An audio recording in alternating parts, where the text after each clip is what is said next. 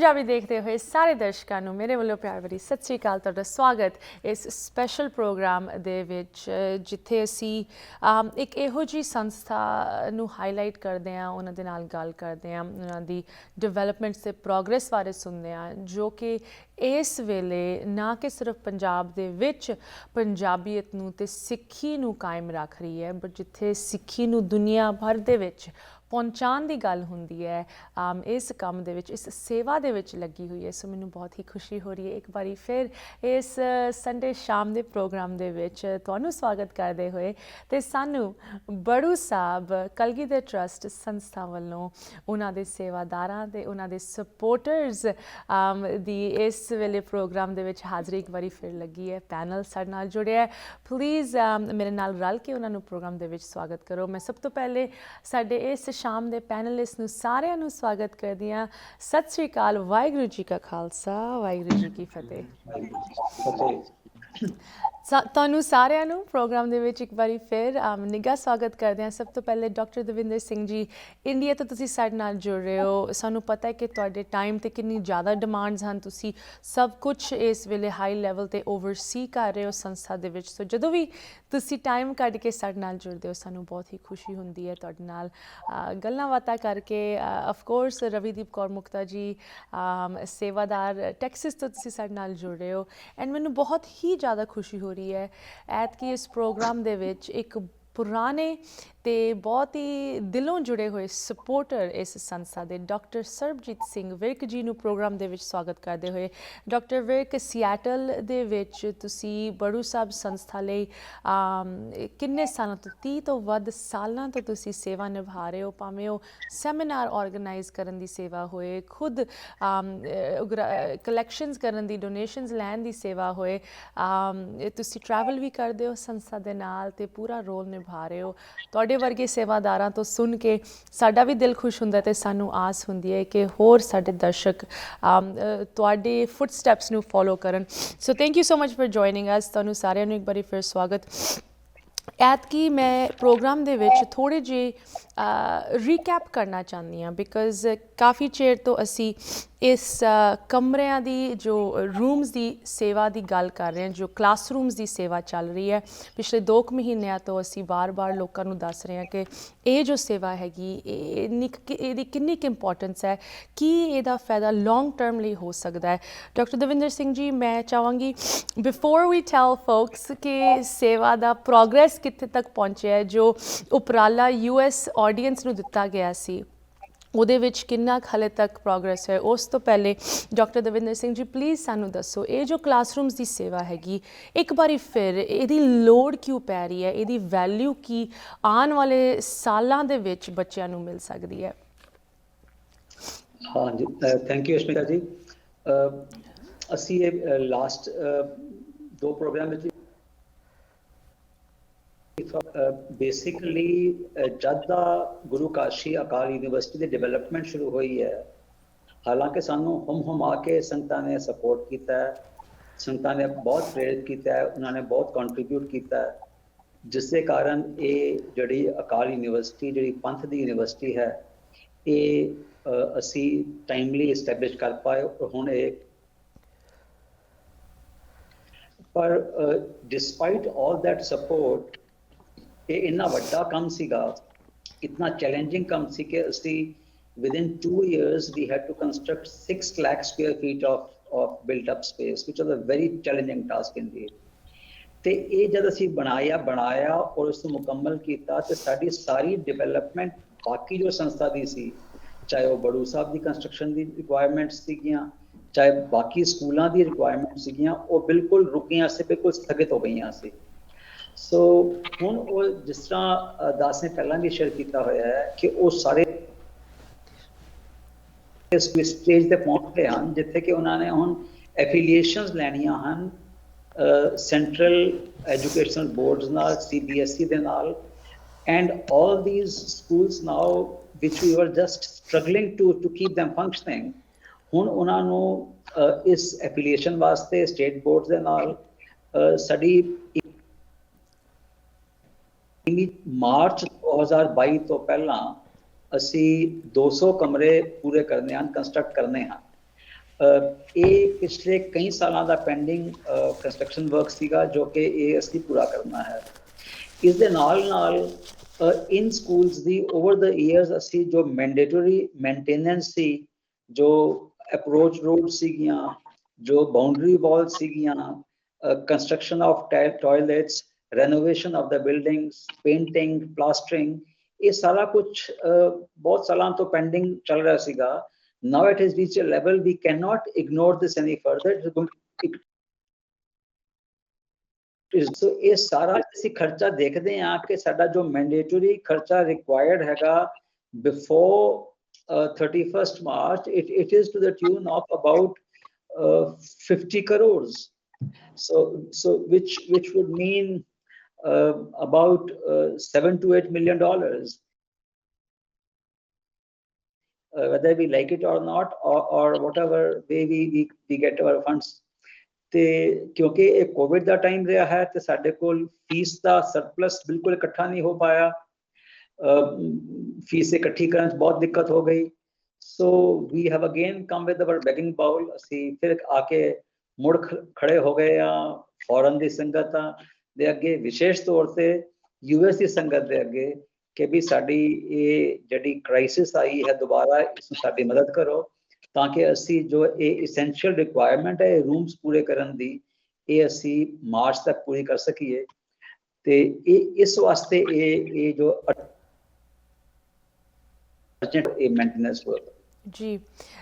Doctor Davinder Singh ji, ਤੁਸੀਂ ਬਹੁਤ ਹੀ ਮੋਡੈਸਟ ਤਰੀਕੇ ਨਾਲ ਇੱਥੇ ਕਹਿੰਦੇ ਹੋ ਕਿ ਬੈਗਿੰਗ ਬੋਲਸ, ਮੈਂ ਇਸ ਗੱਲ ਨਾਲ ਸਹਿਮਤੀ ਨਹੀਂ ਰੱਖਦੀ, ਬਿਕੋਜ਼ ਮੈਂ ਇੱਥੇ ਵੇਖਿਆ ਸਾਡੀ ਕਮਿਊਨਿਟੀ ਕਿੰਨੀ ਤਰੱਕੀ ਕਰਦੀ ਹੈ, ਕਿੰਨੇ ਦਿਲਦਾਰ ਸਾਡੇ ਇੱਥੇ ਕਮਿਊਨਿਟੀ ਦੇ ਲੀਡਰਸ ਹਨ, ਇੱਕ ਜੋ ਪਰਿਵਾਰ ਇੱਥੇ ਰਹਿੰਦਾ ਹੈ, ਜਦੋਂ ਸੇਵਾ ਕਰਨ ਦਾ ਮੌਕਾ ਆਉਂਦਾ ਹੈ, ਦਸਵੰਧ ਕੱਢਣ ਦਾ ਮੌਕਾ ਆਉਂਦਾ ਹੈ, ਭਾਵੇਂ ਉਹ ਛੋਟਾ ਅਮਾਊਂਟ ਹੋਏ ਵੱਡਾ ਅਮਾਊਂਟ ਹੋਏ, ਲੋਕੀ ਦਿਲ ਖੋਲ ਕੇ ਆਪ ਦਾ ਦਸਵੰਧ ਕੱਢਦੇ। ਅਤੇ ਇੱਥੇ ਇੰਨੀ ਵੱਡੀ ਸੇਵਾ ਦੀ ਗੱਲ ਹੋ ਰਹੀ ਹੈ, ਐਜੂਕੇਸ਼ਨ ਦੀ ਗੱਲ ਹੋ ਰਹੀ ਹੈ, ਅਤੇ ਪੰਜਾਬ ਦੇ ਵਿੱਚ ਅਗਰ ਕੋਈ ਵੀ ਇੱਕ ਇਹੋ ਜਿਹੀ ਚੀਜ਼ ਹੈ ਜੋ ਪੰਜਾਬ ਨੂੰ ਬਚਾ ਸਕਦੀ ਹੈ, ਉਹ ਐਜੂਕੇਸ਼ਨ ਹੀ ਹੈਗੀ। ਸੋ ਆਮ ਸੋ ਗਲੈਡ ਕਿ ਤੁਸੀਂ ਇਸ ਐਜੂਕੇਸ਼ਨ, ਇਸ ਉਪਰਾਲੇ ਬਾਰੇ ਸਾਨੂੰ ਦੱਸ ਰਹੇ ਹੋ, ਇਨ ਕਲਾਸਰੂਮਸ ਦੀ ਸੇਵਾ ਬਾਰੇ ਦੱਸ ਰਹੇ ਹੋ। ਮੁਕਤਾ ਜੀ, ਮੈਂ ਜ਼ਰੂਰ ਤੁਹਾਡੇ ਤੋਂ ਵੀ ਪੁੱਛਣਾ ਚਾਹਾਂਗੀ ਕਿ ਇਹ ਕਲਾਸਰੂਮਸ ਦੀ ਸੇਵਾ ਦੇ ਵਿੱਚ ਕਿੰਨਾ ਕੁ ਪ੍ਰੋਗਰੈਸ ਹੋਇਆ ਹੈ।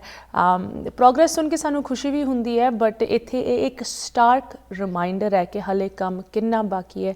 ਮੁਕਤਾ ਜੀ, before we get to that good part, ਇਸ ਵੇਲੇ ਜੋ US ਦੀ ਸੰਗਤ ਹੈਗੀ, ਉਹ ਇਸ ਸੇਵਾ ਦੇ ਵਿੱਚ ਆਪ ਦਾ ਹਿੱਸਾ ਪਾ ਰਹੀ ਹੈ, ਕਿਸ ਤਰ੍ਹਾਂ ਉਹ ਜੁੜ ਰਹੇ ਇਸ ਕੈਂਪੇਨ ਦੇ ਵਿੱਚ? 2 ਮਹੀਨੇ ਹੋ ਚੱਲੇ ਹੈ, ਕੀ ਤੁਹਾਨੂੰ ਫੀਡਬੈਕ ਮਿਲ ਰਿਹਾ ਹੈ ਸੰਗਤਾਂ ਵੱਲੋਂ ਇੱਥੋਂ?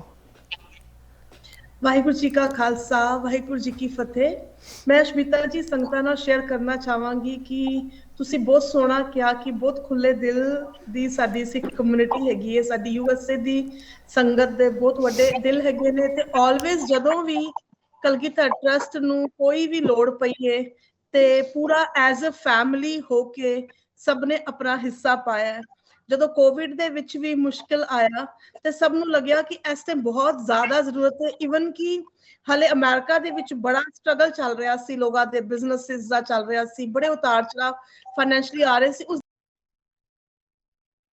ਸੰਸਥਾ ਦਾ ਕੰਮ ਹੈਗਾ ਟੀਚਰਸ ਦੀਆਂ ਸੈਲਰੀਜ਼ ਨੇ ਜਾਂ ਹੋਰ ਜਿਹੜੇ ਖਰਚੇ ਨੇ ਉਹ ਪ੍ਰਾਇੋਰਟੀ ਤੇ ਰੱਖ ਕੇ ਸੰਗਤ ਨੇ ਦਿਲੋਂ ਜਿਹੜਾ ਕਿ ਸਪੋਰਟ ਕੀਤਾ ਸੀਗਾ। ਤੇ ਕਮਰਿਆਂ ਦੀ ਜਦੋਂ ਗੱਲ ਆਉਂਦੀ ਹੈ, ਸੋ ਫਾਰ ਹੁਣ ਤੱਕ ਜਿਹੜੇ ਸਾਡੇ ਸੇਵਾ ਆ ਚੁੱਕੀ ਹੈ, ਤੇ ਤੁਸੀਂ ਉਹਨੇ ਕੁਐਸਚਨ ਕੀਤਾ ਸੀ ਡਾਕਟਰ ਵੀਰ ਜੀ ਨੂੰ ਕਿ ਕਮਰਿਆਂ ਦੀ ਲੋੜ, ਵੀਰ ਜੀ ਨੇ ਤੇ ਜਿਹੜਾ ਕਿ ਸਾਨੂੰ ਆਫੀਸ਼ੀਅਲੀ ਕਹਿ ਲਓ ਕਿ ਕਿਉਂ ਲੋੜ ਹੈਗੀ ਹੈ ਕਿ ਸਾਨੂੰ ਹੁਣ ਪੂਰੇ ਕਰਨੇ ਨੇ, ਉਹਦੀ ਜਿਹੜੀਆਂ ਅਪਗ੍ਰੇਡਸ ਹੋਣੇ ਨੇ ਉਹ ਬੜੇ ਮਸਟ ਹੈਗੇ ਨੇ। ਬਟ ਉਹਦੇ ਨਾਲ ਦੇ ਨਾਲ ਮੈਂ ਇੱਕ ਚੀਜ਼ ਐਡ ਕਰਨਾ ਚਾਹਾਂਗੀ। ਪਹਿਲੇ ਸਾਰੇ USA ਦੀ ਸੰਗਤਾਂ ਨੂੰ ਬਹੁਤ ਬਹੁਤ ਵਧਾਈਆਂ ਕਿ ਜਿਹੜੀ ਸਾਡੇ ਪੰਜਾਬ ਦੇ ਵਿੱਚ ਇੰਨੀ ਵੱਡੀ ਹੁਣ ਜਿੱਤ ਹੋਈ ਹੈਗੀ ਹੈ ਰੀਸੈਂਟਲੀ, ਤੇ ਸਾਰੇ ਪੂਰੇ ਜ਼ੋਰ ਨਾਲ ਲੱਗੇ ਹੋਏ ਸੀ, ਸਪੋਰਟ ਕਰ ਰਹੇ ਸੀ ਫਾਰਮਰਸ ਨੂੰ ਕਿ ਅਸੀਂ ਜਿਹੜਾ ਕਿ ਜਿੱਤ ਕੇ ਹੀ ਜਾਣਾ ਹੈ। ਤੇ ਉਹ ਗੁਰੂ ਨਾਨਕ ਦੇਵ ਜੀ ਦੀ ਬੜੀ ਕਿਰਪਾ ਦੇ ਨਾਲ ਸਾਰੇ ਬੜੇ ਚਾਈ ਵਾਪਸ ਪਹੁੰਚੇ ਨੇ। ਪਰ ਮੈਂ ਸਾਰੀਆਂ ਸੰਗਤਾਂ ਨਾਲ ਸ਼ੇਅਰ ਕਰਨਾ ਚਾਹਾਂਗੀ ਕਿ ਕਲਗੀਧਰ ਟਰਸਟ ਦਾ ਪਿਛਲੇ ਸੀ ਤੇ ਉਹ ਫਾਰਮਰਸ ਨੂੰ ਵੀ ਹੈ ਕਿ ਅਸੀਂ ਜਿੰਨਾ ਵੀ ਕੰਮ ਹੋਇਆ ਹੈ, ਉਹ ਪੰਜਾਬ ਦੇ ਪਿੰਡਾਂ ਦੇ ਵਿੱਚ ਹੋਇਆ ਹੈ ਤੇ ਪਿੰਡਾਂ ਦੇ ਵਿੱਚ ਜਿਹੜੇ ਕਿ ਸਾਰੇ ਜਿਹੜੇ ਬੱਚੇ ਅਗਰ ਦੇਖੀ ਜਾਏ ਤੇ ਉਹ ਫਾਰਮਰ ਦੇ ਬੱਚੇ ਹੀ ਹੈਗੇ ਨੇ। ਸੋ ਸੰਸਥਾ ਤੇ ਪਹਿਲੇ ਤੋਂ ਹੀ ਬੜੀ ਤੇ ਇਹ ਕਮਰਿਆਂ ਦੇ ਵਿੱਚ ਇਹ ਫਾਰਮਰਸ ਦੇ ਬੱਚਿਆਂ ਨੇ ਪੜ੍ਹਨਾ ਹੈਗਾ ਹਨਾ, ਤੇ ਬੱਚੇ ਪੜ੍ਹ ਰਹੇ ਹੈਗੇ ਨੇ। ਜਦੋਂ ਇੰਡੀਆ ਤੋਂ ਵੀਡੀਓਜ਼ ਆਉਂਦੇ ਨੇ, ਜਦੋਂ ਹੁਣ ਪਿੱਛੇ ਇੱਕ ਆਇਆ ਕਿ ਇੱਕ ਅਕਾਲ ਅਕੈਡਮੀ ਵਿੱਚ ਬੜਾ ਵੱਡਾ ਸੈਮੀਨਾਰ ਹੋਇਆ, ਉੱਥੇ ਸਾਇੰਸ ਮਿਊਜ਼ੀਅਮ ਵੀ ਸਾਰਾ ਬੱਚਿਆਂ ਨੇ ਆਪਣੇ ਜਿਹੜੇ ਪ੍ਰੋਜੈਕਟਸ ਦੱਸ ਰਹੇ ਸੀਗੇ ਤੇ ਮੈਂ ਸੁਣ ਰਹੀ ਸੀ ਬੱਚਿਆਂ ਦੀ। ਮੈਨੂੰ ਤੇ ਇੰਗਲਿਸ਼ ਸੁਣ ਕੇ ਇੰਨੀ ਖੁਸ਼ੀ ਹੋ ਰਹੀ ਸੀਗੀ ਤੇ ਬੱਚਿਆਂ ਨੇ ਆਪੇ ਰਿਸਰਚ ਕਰਕੇ ਉਹਨਾਂ ਨੇ ਕੋਸ਼ਿਸ਼ ਕੀਤੀ ਕਿ ਅਸੀਂ ਇਹਨੂੰ ਇਸ ਤਰ੍ਹਾਂ ਕਰਕੇ ਛੋਟੀਆਂ ਉਹਨਾਂ ਨੇ ਰਿਸਰਚ ਕੀਤੀਆਂ, ਬਟ ਉਹਨਾਂ ਦਾ ਜਿਹੜਾ ਥਾਟ ਪ੍ਰੋਸੈਸ ਸੀਗਾ ਤੇ ਮੈਨੂੰ ਤੇ ਲੱਗਦਾ ਹੈ ਕਿ ਇਹੋ ਬੱਚਿਆਂ ਨੇ ਵੱਡੇ ਹੋ ਕੇ ਲਾਈਕ ਸਾਇੰਟਿਸਟ ਬਣਨਾ ਤੇ ਆਪਣੇ ਪੇਟੈਂਟਸ ਜਿਹੜੇ ਨੇ ਉਹਨਾਂ ਨੇ ਵੇਚਣੇ ਹੈਗੇ ਨੇ। ਸੋ ਬੜੀ ਖੁਸ਼ੀ ਹੁੰਦੀ ਹੈ ਕਿ ਫਾਰਮਰ ਦੇ ਬੱਚੇ ਅੱਜ ਇੰਨੀ ਅੱਛੀ ਐਜੂਕੇਸ਼ਨ ਲੈ ਰਹੇ ਨੇ, ਗੁਰਮਤ ਦੀ ਵਿਦਿਆ ਲੈ ਰਹੇ ਨੇ। ਮੈਨੂੰ ਲੱਗਦਾ ਹੈ ਕਿ ਜਿਹੜੇ ਸ਼ਹਿਰੀ ਸਕੂਲ ਨੇ ਉਹ ਵੀ ਇੰਨੀ ਪੜ੍ਹਾਈ ਸਾਡੀ ਟਰਸਟ ਜਿਹੜੀ ਹੈ ਕਿ ਫਾਰਮਰਸ ਦੇ ਬੱਚਿਆਂ ਨੂੰ ਦੇ ਪਾ ਰਹੀ ਹੈ। ਬੱਚਿਆਂ ਦੀ ਇੰਗਲਿਸ਼ ਦੀ ਗੱਲ ਕੀਤੀ, ਲੇਕਿਨ ਆਈ ਥਿੰਕ ਇੱਥੇ ਇੱਕ ਗੱਲ ਇੱਕ ਵਾਰੀ ਫਿਰ ਦੁਹਰਾਉਣ ਦੀ ਲੋੜ ਜ਼ਰੂਰ ਬਣਦੀ ਹੈ ਕਿ ਇੰਗਲਿਸ਼ ਤਾਂ ਉਹ ਸਿੱਖ ਹੀ ਰਹੇ ਹੈ, ਇੱਕ ਨੈਸ਼ਨਲ ਲੈਵਲ 'ਤੇ ਕੰਪੈਟੀਟਿਵ ਐਜੂਕੇਸ਼ਨ ਲੈ ਰਿਹਾ ਹੈ, ਬਟ ਜਿੱਥੇ ਅੱਜ ਸਾਡੀ ਮਾਂ ਬੋਲੀ ਸਾਡੀ ਪੰਜਾਬੀ ਨੂੰ ਖਤਰਾ ਹੈ ਕਰਿਕੂਲਮਸ ਦੇ ਵਿੱਚ, ਉੱਥੇ ਉਹ ਨਾ ਕਿ ਸਿਰਫ ਠੇਠ ਪੰਜਾਬੀ ਵੀ ਸਿੱਖ ਰਹੇ ਹੈ, ਗੁਰਮਤ ਅਤੇ ਬਾਣੀ ਦੇ ਨਾਲ ਉਹ ਜੁੜ ਰਹੇ ਹੈ, ਜੋ ਕਿਸੇ ਉੱਦਾਂ ਦੇ ਸਕੂਲ ਦੇ ਵਿੱਚ ਉਹਨਾਂ ਨੂੰ ਕਦੀ ਵੀ ਇਹ ਐਜੂਕੇਸ਼ਨ ਨਹੀਂ ਮਿਲ ਸਕਦੀ। ਇਨ ਬੱਚਿਆਂ ਦੀ ਗੱਲ ਹੋ ਰਹੀ ਹੈ। ਦੇਖੋ ਬੱਚਿਆਂ ਨੇ ਤਾਂ ਜਿੱਦਾਂ ਕਹਿੰਦਾ ਨਾ they will keep coming ਤੇ ਕਲਾਸਰੂਮਸ ਦੀ ਲੋੜ ਜਿੰਨੀ ਜ਼ਿਆਦਾ ਵੱਧਦੀ ਹੈ ਉਨੀ ਜ਼ਿਆਦਾ ਸਾਨੂੰ ਖੁਸ਼ੀ ਹੋਣੀ ਚਾਹੀਦੀ ਹੈ ਕਿ ਜ਼ਿਆਦਾ ਬੱਚੇ ਆ ਰਹੇ ਹੈ, ਭਾਵੇਂ ਉਹ ਕਿਸਾਨਾਂ ਦੇ ਬੱਚੇ ਹੋਣ, ਭਾਵੇਂ ਜਿਸ ਤਰ੍ਹਾਂ ਅਸੀਂ ਪਹਿਲੇ ਪ੍ਰੋਗਰਾਮਸ ਦੇ ਵਿੱਚ ਵੀ ਗੱਲ ਕੀਤੀ ਅਫਗਾਨਿਸਤਾਨ ਤੋਂ ਜਿਨ ਬੱਚਿਆਂ ਨੂੰ ਰੈਸਕਿਊ ਕੀਤਾ ਹੈ ਉਹ ਆ ਰਹੇ ਹੈ, ਭਾਵੇਂ ਥਾਂ ਤੋਂ ਬੱਚੇ ਆਉਣ, ਬਟ ਉਹ ਸਾਡੀ ਸਿੱਖੀ ਦੇ ਨਾਲ ਸਾਡੀ ਪੰਜਾਬੀ ਮਾਂ ਬੋਲੀ ਦੇ ਨਾਲ ਤੇ ਸਾਇੰਸਿਸ ਦੇ ਨਾਲ ਜੁੜ ਰਹੇ ਹੈ। ਇਸ ਤੋਂ ਵੱਡੀ ਕੀ ਗੱਲ ਹੋ ਸਕਦੀ ਹੈ। ਇੱਥੇ ਇੱਕ ਛੋਟੀ ਜਿਹੀ ਬ੍ਰੇਕ ਲਈ ਰੁਕਦੇ ਹਾਂ। ਹੋਰ ਕੁਝ ਅਪਡੇਟਸ ਮੈਂ ਤੁਹਾਡੇ ਸਾਰਿਆਂ ਤੋਂ ਲੈਣਾ ਚਾਹੁੰਦੀ ਹਾਂ, ਡਾਕਟਰ ਵਿਰਕ ਤੁਹਾਡੇ ਤੋਂ ਵੀ ਗੱਲ ਕਰਾਂਗੇ। ਪਲੀਜ਼ ਇਸ ਤਰ੍ਹਾਂ ਸਾਡੇ ਨਾਲ ਜੁੜੇ ਰਹੋ। ਵਿਊਅਰਸ ਤੁਸੀਂ ਵੀ ਇਸੇ ਤਰ੍ਹਾਂ ਜੁੜੇ ਰਹੋ, ਗੱਲ ਜਾਰੀ ਰਹੇਗੀ ਬ੍ਰੇਕ ਤੋਂ ਬਾਅਦ।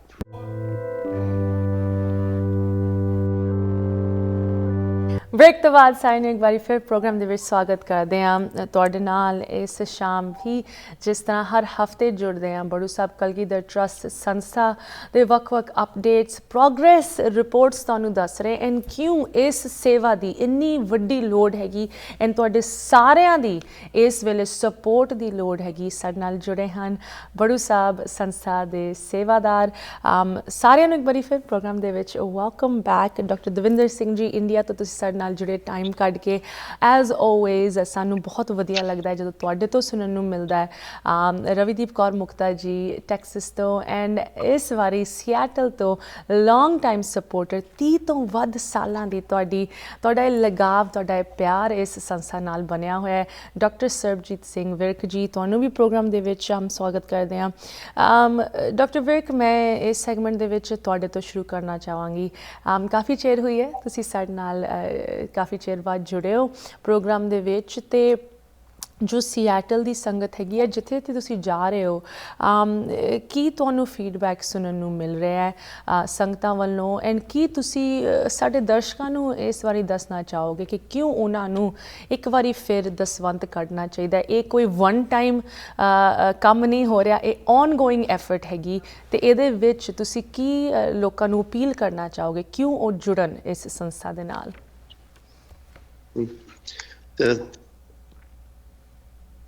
Thank you. ਸਤਿਕਾਰਯੋਗ ਦਰਸ਼ਕਾਂ ਨੂੰ ਪਿਆਰ ਭਰੀ ਜੀ ਫਤਿਹ ਜੀ। ਵਾਹਿਗੁਰੂ ਜੀ ਕਾ ਖਾਲਸਾ ਵਾਹਿਗੁਰੂ ਜੀ ਕੀ ਫਤਿਹ ਜੀ। ਆਪਣੇ ਸ਼ਵੇਤਾ ਜੀ ਜਿਹੜੀ ਸਿਆਟਲ ਦੀ ਸੰਗਤ ਵਿੱਚ ਬੜੀ ਸੂਝਵਾਨ ਹੈ ਜੀ, ਤੇ ਜਦੋਂ ਪਿਛਲੀ ਵਾਰ ਡਾਕਟਰ ਸਾਹਿਬ ਆਏ ਸੀ ਇੱਥੇ ਸਿਆਟਲ ਆਈ ਥਿੰਕ 2018 ਦੇ ਵਿੱਚ ਡਾਕਟਰ ਸਾਹਿਬ 19 ਦੇ ਵਿੱਚ, ਹਾਂਜੀ, ਤੇ ਉਦੋਂ ਸੰਗਤ ਦੇ ਵਿੱਚ ਇੰਨਾ ਉਤਸ਼ਾਹ ਸੀ ਜੀ ਕਿ ਕਹਿੰਦੀ ਜਿੰਨੀ ਲੋੜ ਹੈ ਗੁਰੂ ਸਾਹਿਬ ਨੂੰ ਅਸੀਂ ਇੱਥੇ ਹੀ ਪੂਰੀ ਕਰ ਦੇਣੀ ਹੈ ਜੀ। ਤੇ ਚਲੋ ਫਿਰ ਬਾਅਦ ਚ ਕੋਵਿਡ ਆ ਗਿਆ, ਥੋੜਾ ਪਤਾ ਉਹਦੇ ਚ ਦੇਰੀ ਹੋ ਗਈ, ਤੇ ਹੁਣ ਵੀ ਸੰਗਤ ਪੂਰੀ ਐਕਸਾਈਟਡ ਹੈ ਜੀ। ਅਜੇ ਥੋੜੇ ਦਿਨ ਪਹਿਲਾਂ ਮੈਨੂੰ ਇੱਕ ਸ਼ਰਨਜੀਤ ਸਿੰਘ ਨੇ ਜੋ ਮੈਂਸ਼ਨ ਕਰ ਰਹੇ ਸੀ, ਕਹਿੰਦੇ ਮੁਕਤਾ ਭੈਣ ਜੀ ਦਾ ਫੋਨ ਆਇਆ ਸੀ ਤੇ ਮਾਇਆ ਬਾਰੇ ਕਹਿੰਦੇ ਸੀ, ਕਹਿੰਦੇ ਦੱਸੋ ਤੁਹਾਨੂੰ ਚੈੱਕ ਦਈਏ ਕਿ ਮੁਕਤਾ ਭੈਣ ਜੀ ਨੂੰ ਭੇਜੀਏ। ਤੇ ਉਹ ਤਾਂ ਚਲੋ ਇੱਕ ਹੀ ਕੇਸ ਸੀ, ਬਟ ਬਹੁਤ ਸੰਗਤ ਹੁਣ ਫਿਰ ਜਿਵੇਂ ਉਸਲ ਬੱਠੇ ਲੈ ਰਹੀ ਕਿ ਕਦੋਂ ਸੈਮੀਨਾਰ ਹੋਵੇ ਤੇ ਕਦੋਂ ਅਸੀਂ ਮਾਇਆ ਦਈਏ।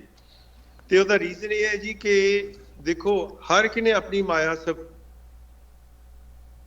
ਲਿਖੇ ਜੀ। ਮਾਇਆ ਜੇ ਆਪਣੇ ਕੋਲ ਰੱਖੀ ਰਵੇ ਪਈ ਰਵੇ ਤਾਂ ਮਾਇਆ ਬੜੀ ਤੰਗ ਕਰਦੀ ਹੈ ਜੀ। ਵਿਕਾਰ ਆਉਂਦੇ ਨੇ ਮਨ ਦੇ ਵਿੱਚ, ਹਉਮੈ ਆਉਂਦੀ ਹੈ ਜੀ। ਮਾਇਆ ਚੰਗੇ ਪਾਸੇ ਲੱਗਦੀ ਰਵੇ ਤਾਂ ਫਿਰ ਮਾਇਆ ਸੁੱਖ ਦਿੰਦੀ ਹੈ ਜੀ। ਤੇ ਬੜੂ ਸਾਹਿਬ ਵਰਗੀ ਸੰਸਥਾ ਤੋਂ ਬਿਨਾਂ ਮਾਇਆ ਹੋਰ ਕਿਤੇ ਲੱਗਣੀ ਹੈ ਤੇ ਚੰਗੀ ਕਿਤੇ ਹੋਰ ਕੋਈ ਸੰਸਥਾ ਲੱਗਦੀ ਨਹੀਂ। ਪ੍ਰਮਾਤਮਾ ਕਰਨ ਹੋਰ ਵੀ ਸੰਸਥਾਵਾਂ ਅੱਗੇ ਆਉਣ, ਪਰ ਜੋ ਕੁਝ ਬੜੂ ਸਾਹਿਬ ਤੋਂ ਆਪਾਂ ਨੂੰ ਮਿਲ ਰਿਹਾ ਹੈ ਉਹਦੇ ਨਾਲ ਬਹੁਤ ਤਸੱਲੀ ਹੈ ਤੇ ਸਿੱਖ ਪੰਥ ਨੂੰ ਬਹੁਤ ਉਮੀਦਾਂ ਨੇ ਬੜੂ ਸਾਹਿਬ ਤੋਂ, ਤੇ ਬੜੇ ਕੰਮ ਕਰਨੇ ਨੇ। ਦੂਸਰੀ ਹੋਰ ਗੱਲ ਹੈ ਜੀ ਕਿ ਬੜੂ ਸਾਹਿਬ 'ਚ ਬੜੀ ਟ੍ਰਾਂਸਪੇਰੈਂਸੀ ਹੈ ਜੀ। ਦੂਸਰੀ ਗੱਲ ਟ੍ਰਾਂਸਪੇਰੈਂਸੀ ਵਿੱਚ ਕਿਸ ਤਰ੍ਹਾਂ ਦੀਆਂ ਸ਼ਖਸੀਅਤਾਂ ਜੁੜੀਆਂ ਹੋਈਆਂ ਨੇ। ਬੜੂ ਸਾਹਿਬ ਦੀਆਂ ਸ਼ਖਸੀਅਤਾਂ ਦਾ ਆਪਣਾ ਵੀ ਬੜਾ ਵੱਡਾ ਕੱਦ ਹੈ, ਜਿੰਨਾ ਵੱਡਾ ਕੱਦ ਹੈ ਜੀ ਉਨੀ ਨਿਮਰਤਾ ਜੀ। ਬਾਬਾ ਜੀ ਡਾਕਟਰ ਖੇਮ ਸਿੰਘ ਜੀ ਗਿੱਲ ਜਿਹੜੇ ਅਕਾਲ ਚਲਾਣਾ ਕਰ ਗਏ ਜੀ, ਆਪਣੇ ਡਾਕਟਰ ਦਵਿੰਦਰ ਸਿੰਘ ਜੀ, ਨਿਵਲਨ ਭੈਣ ਜੀ, ਕਾਕਾ ਮੈਂ ਸਾਰਿਆਂ ਰਘਵੀਰ ਵੀਰ ਜੀ, ਅਮਨਵੀਰ ਜੀ, ਸਾਰੇ ਬਹੁਤ ਦੇਖੋ ਵॉलंटियर ਇੰਨੀਆਂ ਵੱਡੀਆਂ ਉੱਚੀਆਂ ਪੋਜੀਸ਼ਨ ਤੇ ਬਿਨਾਂ ਕਿਸੇ ਮਾਇਆ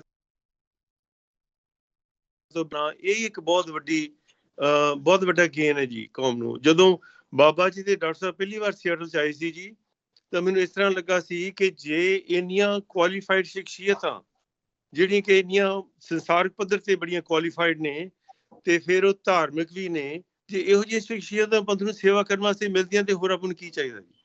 ਤਾਂ ਆਪਾਂ ਨੂੰ ਚੰਗੇ ਰਿਜ਼ਲਟ ਮਿਲਣੇ ਤੇ ਮਿਲ ਰਹੇ ਜੀ। ਮੈਂ ਤਾਂ ਹੈਰਾਨ ਹੈ ਕਿ ਕਦੇ ਲੱਗਦਾ ਕਿ ਜਿਵੇਂ ਥੋੜੇ ਥੱਕ ਗਏ ਜਾਂ ਹੋ ਸਕਦਾ ਹੋਰ ਥੋੜਾ ਕਹਿੰਦੇ ਜਿਵੇਂ ਮਤਲਬ ਹੋਰ ਪ੍ਰੋਗਰੈਸ ਨਾ ਹੋਵੇ, ਪਰ ਹਰ ਵੇਲੇ ਕੋਈ ਨਾ ਕੋਈ ਨਵੀਂ ਡਿਵੈਲਪਮੈਂਟ। ਦੂਸਰੀ ਗੱਲ ਜੀ, ਜਦੋਂ ਵੀ ਕੋਈ ਸ਼ੇਅਰ ਕਰਦੇ, ਦੱਸੋ ਕਿੰਨਾ ਟਾਈਮ ਹੈ ਉਸ ਹਿਸਾਬ ਨਾਲ ਮੈਂ ਖਤਮ ਕਰ ਦਾਂਗਾ ਜੀ। ਤੇ ਜਦੋਂ ਵੀ ਕੋਈ ਲੋੜ ਹੁੰਦੀ ਉਦੋਂ ਹੀ ਸ਼ੇਅਰ ਕਰਦੇ ਜੀ। ਡਾਕਟਰ ਸਾਹਿਬ ਨੇ ਪਹਿਲਾਂ ਕਮਰਿਆਂ ਬਾਰੇ ਨਹੀਂ ਕੋਈ ਜ਼ਿਕਰ ਕੀਤਾ, ਜਿਸ ਤਰ੍ਹਾਂ ਨੇ ਜ਼ਿਕਰ ਕੀਤਾ ਬੜਾ ਵੈਲਿਡ ਲੱਗਦਾ ਜੀ ਕਿ ਹੁਣ ਇਸ ਸਟੇਜ ਤੇ ਆ ਗਏ ਆਪਾਂ ਕਿ ਕਮਰੇ ਹੁਣ ਬਣਾਉਣੇ ਹੀ ਪੈਣੇ ਨੇ, ਜਿਹੜੀਆਂ ਰਿਪੇਅਰਸ ਵੀ ਕਰਨੀਆਂ ਹੀ ਪੈਣੀਆਂ ਨੇ। ਤੇ ਆਪਣੀ ਕੌਮ ਦਾ ਕੰਮ ਹੈ ਜੀ। ਕੌਮ ਨੂੰ ਬੜੀ ਹੋਵੇ ਖੱਜਲ ਖੁਆਰ ਹੁੰਦਿਆਂ ਨੂੰ ਹੁਣ ਆਪਾਂ ਪੰਥ ਦੀ ਚੜ੍ਹਦੀ ਕਲਾ ਕਰਨੀ ਹੈ ਜੀ ਮਹਾਰਾਜ ਦੀ। ਤੇ ਬੜੂ ਸਾਹਿਬ ਤੋਂ ਵੱਡਾ ਹੋਰ ਵਾਇਆ ਮੀਡੀਆ ਆਪਾਂ ਨੂੰ ਕਿਹੜਾ ਮਿਲ ਸਕਦਾ ਜੀ। ਪੰਥ ਦੀ ਪਰਮਾਤਮਾ ਚੜ੍ਹਦੀ ਕਲਾ ਕਰਨ ਜੀ, ਨਿਖਾਰ ਆਵੇ ਜਿਵੇਂ ਕਿਸਾਨ ਮੋਰਚੇ ਦੇ ਵਿੱਚ ਆਇਆ, ਤੇ ਨਾਲੇ ਇਸ ਸੰਸਥਾ ਦੇ ਨਾਲ ਸਾਰੇ ਦੇਸ਼ ਦਾ ਹੀ ਭਲਾ ਹੋਣਾ ਜੀ। ਪੰਥ ਦਾ ਸੁਭਾਅ ਹੀ ਇਹ ਹੈ ਕਿ ਸਾਰੇ ਦੇਸ਼ ਦਾ ਹੀ ਭਲਾ ਕਰਨਾ ਜੀ। ਗੁਰੂ ਸਾਹਿਬ ਨੇ ਤੋਂ ਲੈ ਕੇ ਕਿਹੜੀ ਚੀਜ਼ ਜਿਹੜੀ ਗੁਰੂ ਸਾਹਿਬ ਨੇ ਆਪਣੇ ਵਾਸਤੇ ਕੀਤੀ, ਦੇਸ਼ ਵਾਸਤੇ ਕੀਤੀ ਜੀ। ਆਜ਼ਾਦ ਕਰਾਇਆ, ਹਰ ਪਾਸਿਓਂ ਖੁਸ਼ਹਾਲੀਆਂ ਬਖਸ਼ੀਆਂ ਜੀ। ਜੀ ਕਾ ਖਾਲਸਾ ਜੀ ਫਤਿਹ ਜੀ। ਵਾਹਿਗੁਰੂ ਖਾਲਸਾ ਵਾਹਿਗੁਰੂ ਫਤਿਹ। ਡਾਕਟਰ ਵਿਵੇਕ ਜੀ, ਤੁਸੀਂ ਬਹੁਤ ਇੱਕ ਇੱਥੇ ਇੰਪੋਰਟੈਂਟ ਗੱਲ ਕੀਤੀ ਹੈ ਕਿ ਇਹ ਸੰਸਥਾ ਜੋ ਕੰਮ ਕਰ ਰਹੀ ਹੈ ਸ਼ੁਰੂਆਤ ਤੋਂ ਹੀ ਇਹ ਨਾ ਕਿ ਸਿਰਫ ਕੌਮ ਦੀ ਸਫਲਤਾ ਲਈ ਬਟ ਸਰਬੱਤ ਦੇ ਭਲੇ ਲਈ ਕੰਮ ਹੋ ਰਿਹਾ ਹੈ। ਇਹ ਵੈਲਿਊਜ਼ ਇਨਗ੍ਰੇਨਡ ਹੈਗੀ ਸੰਸਥਾ ਦੇ ਮਿਸ਼ਨ ਦੇ ਵਿੱਚ। ਅੱਜ ਅਸੀਂ ਕਿਸਾਨ ਮੋਰਚੇ ਦੀ ਗੱਲ ਕਰਦੇ ਹਾਂ, ਉਹਦੇ ਵਿੱਚ ਫਤਿਹ ਪ੍ਰਾਪਤ ਕੀਤੀ ਗਈ ਹੈ, ਬਟ ਇਹ ਜੋ ਕਿਸਾਨੀ ਦਾ ਮੁੱਦਾ ਹੈ ਇਹ ਤਾਂ ਪਹਿਲੇ ਸਮੇਂ ਤੋਂ ਹੀ ਇਸ ਸੰਸਥਾ ਦੇ ਮਤਲਬ ਕੋਰ ਦੇ ਵਿੱਚ ਬਿਲਟ ਇਨ ਸੀਗਾ। ਡਾਕਟਰ ਦਵਿੰਦਰ ਸਿੰਘ ਜੀ, ਮੈਂ ਚਾਹਾਂਗੀ ਤੁਸੀਂ ਸਾਨੂੰ ਥੋੜ੍ਹੀ ਜਿਹੀ ਇਸ ਹਿਸਟਰੀ ਬਾਰੇ ਦੱਸੋ, ਭਾਵੇਂ ਉਹ ਬਾਬਾ ਇਕਬਾਲ ਸਿੰਘ ਜੀ ਦੀ ਆਪ ਦੀ ਜੋ ਹਿਸਟਰੀ ਰਹੀ ਹੈ, ਉਹਨਾਂ ਦੀ ਜੋ ਬੈਕਗਰਾਊਂਡ ਰਹੀ ਹੈ, ਜਿੱਥੇ ਕਿਸਾਨੀ ਮੁੱਦੇ ਦੀ ਗੱਲ ਆਉਂਦੀ ਹੈ। ਇਹ ਬੜੂ ਸਾਹਿਬ ਸੰਸਥਾ ਲਈ ਕੋਈ ਨਵਾਂ ਮੁੱਦਾ ਨਹੀਂ ਹੈਗਾ, ਇਹ ਕਿੰਨੇ ਸਮੇਂ ਤੋਂ ਇਹ ਇੱਕ ਪ੍ਰਾਇੋਰਟੀ ਦੇ ਤੌਰ ਤੇ ਚੱਲਦਾ ਆ ਰਿਹਾ। ਡਾਕਟਰ ਦਵਿੰਦਰ ਸਿੰਘ ਜੀ। ਹਾਂਜੀ, ਬਾਬਾ ਜੀ ਤੇ ਜੀ since he is an agriculture scientist, ਉਹਨਾਂ ਨੇ MSc ਐਗਰੀਕਲਚਰ ਕੀਤੀ ਹੈਗੀ। ਇਹ ਵੀ ਇੱਕ ਕਿ ਜਦ ਬਾਬਾ ਜੀ ਨੇ ਜਦ ਆਪਣੀ 12ਵੀਂ ਪਾਸ ਕੀਤੀ, 11ਵੀਂ ਕੀਤੀ ਪਾਸ, ਤੇ ਉਹਨਾਂ ਦੇ ਵਾਸਤੇ ਸਾਹਮਣੇ ਆਪਸ਼ਨ ਸੀ ਕਿ ਉਹ ਕਿਹੜੀ ਫੀਲਡ ਚੂਜ਼ ਕਰਨ। ਤੇ ਬਾਬਾ ਜੀ ਦੱਸਦੇ ਹਨ ਕਿ ਪਹਿਲਾਂ ਉਹਨਾਂ ਨੇ ਸੋਚਿਆ ਜੀ ਕਿ ਮੈਂ ਮੈਡੀਸਨ ਕਰਾਂ। ਮਨ ਚ ਆਇਆ ਕਿ ਵੀ ਜੇ ਮੈਂ ਡਾਕਟਰ ਬਣ ਗਿਆ ਤੇ ਮੈਂ ਕਿੰਨੇ ਕੁ ਲੋਕਾਂ ਦਾ ਮੈਂ ਇਲਾਜ ਕਰ ਪਾਵਾਂਗਾ, 100, 200, 1000, 5000। ਤੇ ਇਸ ਤੋਂ ਜ਼ਿਆਦਾ ਪਵਿੱਤਰ ਜਿਹੜਾ ਕੰਮ ਹੈਗਾ ਉਹ ਹੈਗਾ ਕਿ ਵੀ ਮੈਂ ਜੇ ਐਗਰੀਕਲਚਰ ਸਾਇੰਟਿਸਟ ਬਣ ਕੇ ਨਵੀਂ ਕਿਸਮਾਂ ਕੱਢਤੀਆਂ ਦਾਣੇ ਦੀਆਂ ਜਾਂ ਦਾਲਾਂ ਦੀਆਂ ਜਾਂ ਕੋਈ ਵੀ, ਜਿਸ ਨਾਲ ਕਿ ਇਸ ਧਰਤੀ ਤੋਂ ਭੁੱਖਮਰੀ ਮੈਂ ਖਤਮ ਕਰਨ, ਹੰਗਰ ਖਤਮ ਕਰਨ ਵਿੱਚ ਮੈਂ ਮਦਦ ਕਰਾਂ, ਤੇ ਉਹ ਜੀਵਨ ਸਫਲਾ ਹੁੰਦਾ ਉਸ ਨਾਲ। ਸੋ ਇਹ ਸੋਚ ਕੇ ਬਾਬਾ ਜੀ ਹੀ started doing BSc Agriculture at Lyallpur University in India independent ਹੋਇਆ, ਤੇ ਖਾਲਸਾ ਕਾਲਜ ਅੰਮ੍ਰਿਤਸਰ ਵਿੱਚ ਬਾਬਾ ਜੀ ਨੇ MSc ਆਪਣੀ ਕੀਤੀ, BSc ਕੰਪਲੀਟ ਕੀਤੀ ਔਰ MSc ਕੀਤੀ। ਉਸ ਤੋਂ ਉਪਰੰਤ ਉਹਨਾਂ ਨੇ ज्वाइन कर ली पहले पंजाब एग्रीकल्चर सर्विस, फिर संत अतस संत असी बड़ू साहब की धरती लभनी है, ते उन्होंने एक लोअर पोस्ट पे हायर पोस्ट तो लोअर पोस्ट पे हिमाचल की जॉब में इत्थे आ गए, ते इत्थे आके उन्होंने एग्रीकल्चर इंस्पैक्टर की जॉब शुरू की थी। उस तो उपरांत फिर जो उन्होंने काम इतना उच्चा सोचा सी कि सारी स्टेट विच वो अपने sincerity, devotion, hard work, commitment तो इतने ज़्यादा नोन हो गए कि दसते हैं कि जब चीफ मिनिस्टर हिमाचल के किधरे भी जाता, किसी भी इलाके जाता, तो सारे लोग यही करते कि जी कि तुसी बड़ा अच्छा किया, कि बाबा जी ने ज्ञानी जी कहते। हाँ जी, तो फिर बाबा जी का इतनी डिवोशन सी, इतनी कमिटमेंट सी, इतनी सिंसैरिटी सी कि when the post of director of agriculture it fail vacant, तो बाबा जी ने तकरीबन 8-9 जो इन्हों तो सीनियर सीगे उन्होंने सुपरसीड करके इन्हों उस पोस्ट दी गई कि he is the most suitable person to lead agriculture for the state. इस इलाके सिरमौर के इलाके बाबा जी ने बड़े फॉन्डली लोग ginger man of Himachal Pradesh कहते हैं, क्योंकि ये इलाका बिल्कुल कटिया होया सीगा, इत्थे सड़कां नहीं सीगियां। जिस तरह लोग 1972 विच ये बड़ू साहब की कनैक्टिविटी शुरू हुई, उस तो पहला कोई रोड कनैक्टिविटी नहीं सी, ते बाबा जी दसदे सी कि तकरीबन 500 किलोमीटर हर महीने ऑन फुट ट्रैवल करते सीगे to guide the farmers to plant ginger and लसन, ताकि इन क्रॉप्स की लॉन्गेविटी ज़्यादा सी, ते किसान जो बहुत ही गरीब किसान सी वो भी इसनों फिर उपजा के ते अपने फ्यूल टैक्स ते या अपने ऊपर सिर पे चुक के जाके शहरों में नेड़े दे शहर जाके बेच सकते सी। सो इतनी कमिटमेंट नाल बाबा जी ने इस एग्रीकल्चर डिपार्टमेंट की सेवा की थी फॉर ऑलमोस्ट 30-35 ईयर्स। पर जी सब तो नोटवर्दी गल ये है कि जिस वेले बाबा जी उतों रिटायर होके बड़ू साहब आए, तो बाबा जी ने 5 बच्चों नाल जब शुरू किया बड़ू साहब का स्कूल, तो फिर बाबा जी कि सडनली आई रियलाइज्ड कि मैं अपनी सारी जिंदगी वेस्ट कर देती, क्योंकि सब तो उत्तम काम है असी एक छोटे बच्चे नू शिक्षा देना, उसनों एक रास्ता दिखाना कि वो अपना जीवन फ्रूटफुली दूसरियां दी सेवा विच, दूसरियां दी सर्विस विच बिता सके। सो ये इस संस्था का जो मुढ़ला जड़ा फिलोसफी है कि असी बच्चों नू दुनियावी विद्या तो देनी है, पर नाल उन्होंने अपने गृहस्थ सिखाना है, अध्यात्म की उन्होंने पहचान करानी है कि लाइफ का ऑब्जेक्टिव की है, गोबिंद मिलन की ये तेरे बरिया का की अर्थ है। सो ये इस संस्था का ऑब्जेक्टिव है। नाल ही जैसे देखिए बाबा जी के गुरु भाई डॉक्टर खेम सिंह जी पद्म विभूषण, उन्होंने ऐसी किस्मां कढ़ियां हन कणक दियां जिसके नाल के हिंदुस्तान जब सारी वैसटर्न कंट्रीज कहंदियां सी कि Hindustan destroy itself, it will eat itself into hunger, ते उस टाइम ते वो क्रूशियल उन्होंने किस्मां कढ़ियां डॉक्टर खेम सिंह जी ने, ताकि एक ग्रीन रेवोल्यूशन आया और हिंदुस्तान के लोगों की भुख पूरी की गई। सो साडा विरसा ही सारा जुड़िया हुआ है किसानों नाल। इसी रीजन करके महापुरुषों ने यह टीचा किया कि असी जड़े स्कूल खोलने हैं एक किसानों के बच्चों वास्ते खोलने हैं, ताकि उन बच्चों ਨੂੰ ਜਿਨ੍ਹਾਂ ਨੂੰ ਇਸ ਦੀ ਮੈਕਸਿਮਮ ਲੋੜ ਹੈ, ਇੱਕ ਤੇ ਉੱਥੇ ਫੈਸਿਲਿਟੀ ਅਵੇਲੇਬਲ ਹੀ ਨਹੀਂ ਹੈ ਹੁਣ ਥੋੜੀ ਹੋਣੀ ਸ਼ੁਰੂ ਹੋ ਗਈ ਹੈ। ਅਕਾਲ ਅਕੈਡਮੀ ਨੂੰ ਦੇਖ ਕੇ ਹੋਰ ਵੀ ਸਕੂਲਾਂ ਨੇ ਆਪਣੇ ਸਟੈਂਡਰਡ ਉੱਚੇ ਕਰ ਲਏ ਹਨ, ਪਰ ਅਜੇ ਵੀ ਬਹੁਤ ਘਾਟ ਹੈਗੀ ਕੁਆਲਿਟੀ ਐਜੂਕੇਸ਼ਨ ਦੀ ਔਰ ਕਮਿਟਮੈਂਟ ਦੀ।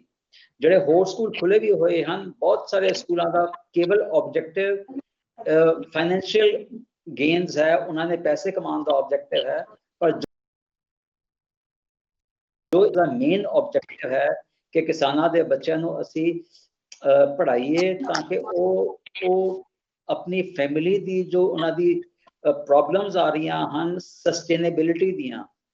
ਇੱਕ ਗੱਲ ਤੇ ਬੜੀ ਕਲੀਅਰ ਹੈ ਕਿ ਜਿੰਨਾ ਕਿਸਾਨ ਦਾ ਖਰਚਾ ਵੱਧ ਰਿਹਾ ਹੈ ਆਪਣੇ ਨਿਰਵਾਹ ਵਾਸਤੇ, ਉਸ ਦਾ ਫ੍ਰੈਕਸ਼ਨ ਹੀ ਜਿਹੜੀ MSP ਹੈ ਉਹ ਇਨਕਰੀਜ਼ ਹੁੰਦੀ ਹੈ।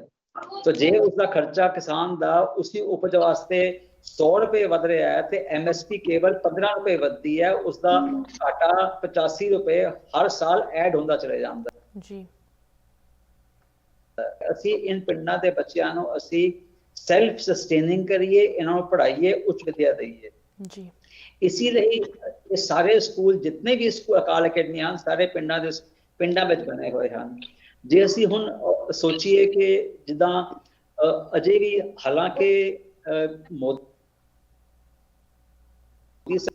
ਪਰ ਅਜੇ ਵੀ ਜੋ ਫੈਕਟ ਹੈ, ਜੋ ਗਲੇਅਰਿੰਗ ਫੈਕਟ ਹੈ ਕ੍ਰੌਪ ਇਕਨੋਮਿਕਸ ਦਾ, ਉਹ ਇਤਨਾ ਸਟੀਅਰ ਕਰ ਰਿਹਾ ਸਾਡੇ ਸਾਹਮਣੇ। ਯੂਪੀ ਵਿੱਚ ਸਾਡੇ ਉੱਥੇ 4 ਸਕੂਲ ਹਨ ਤੇ ਉਨ ਸਕੂਲਾਂ ਵਿੱਚ ਅਜੇ ਪਿਛਲੇ ਸਾਲ ਦੀ ਵੀ ਫੀਸ ਕਿਸਾਨ ਨਹੀਂ ਦੇ ਪਾਏ। ਸਾਡੀ ਹਿੰਮਤ ਹੀ ਨਹੀਂ ਪਈ ਉਹਨਾਂ ਤੋਂ ਮੰਗਣ ਦੀ ਫੀਸ, ਕਿਉਂਕਿ ਅਸੀਂ ਦੇਖ ਰਹੇ ਹਾਂ ਕਿ ਜੋ ਲਾਸਟ ਈਅਰ ਦਾ ਗੰਨਾ ਉਹਨਾਂ ਨੇ ਵੱਢਿਆ ਸੀਗਾ ਲਾਸਟ ਈਅਰ ਦਾ, ਇਸੀ ਮਹੀਨਿਆਂ ਵਿੱਚ ਦਸੰਬਰ ਜਨਵਰੀ ਵਿੱਚ ਉਹਨਾਂ ਨੇ ਮਿੱਲਾਂ 'ਚ ਪਹੁੰਚਾਤਾ, ਉਸਦੀ ਵੀ ਅਜੇ ਉਹਨਾਂ ਨੂੰ ਪੇਮੈਂਟ ਨਹੀਂ ਹੋਈ। MSP ਦੀ ਗੱਲ ਤੇ ਦੂਰ ਰਹੀ, MSP ਮਿਲਣਾ, ਪ੍ਰੋਕਿਉਰਮੈਂਟ ਵੀ ਹੋ ਗਈ, ਪਰ ਜਿਹੜਾ ਇਸ ਸਾਲ ਹੁਣ ਝੋਨਾ ਹੋਇਆ ਹੈ ਅਜੇ ਤੱਕ ਉਹ ਉਸ ਦੀ ਪੇਮੈਂਟ ਤੇ ਬਿਲਕੁਲ ਦਾ ਸਵਾਲ ਹੀ ਨਹੀਂ ਹੈ। 1960 ਰੁਪਏ ਫਿਕਸ ਕੀਤੇ ਸੀ ਗਵਰਨਮੈਂਟ ਨੇ, ਜੋ ਕਿ ਪੰਜਾਬ ਵਿੱਚ ਡੈਫੀਨਿਟਲੀ ਲੋਕਾਂ ਨੂੰ ਮਿਲੇ ਹਨ, ਪਰ ਯੂਪੀ ਵਿੱਚ ਪ੍ਰੋਕਿਉਰਮੈਂਟ ਗਵਰਨਮੈਂਟ ਨੇ ਨਹੀਂ ਕੀਤੀ।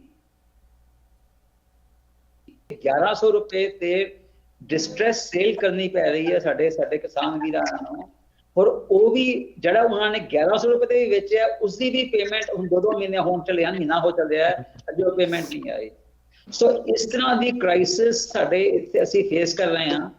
ਸੋ ਨੈਚੁਰਲੀ ਕਿਉਂਕਿ ਅਸੀਂ as a policy matter school ਖੋਲੇ ਹੋਏ ਹਨ ਪਿੰਡਾਂ ਵਿੱਚ, ਹੋਰ ਕਿਸਾਨਾਂ ਦੀ ਜੋ ਦਿਸ਼ਾ ਹੋ ਰਹੀ ਹੈ ਸਾਨੂੰ ਸਾਰੀ ਸਾਡੇ ਸਾਹਮਣੇ ਹੈ ਤੇ ਅਸੀਂ ਇੰਟ੍ਰਿਕੇਟਲੀ ਲਿੰਕਡ ਹੈਗੇ ਫਾਰਮ ਇਕੋਨਮੀ ਦੇ ਨਾਲ।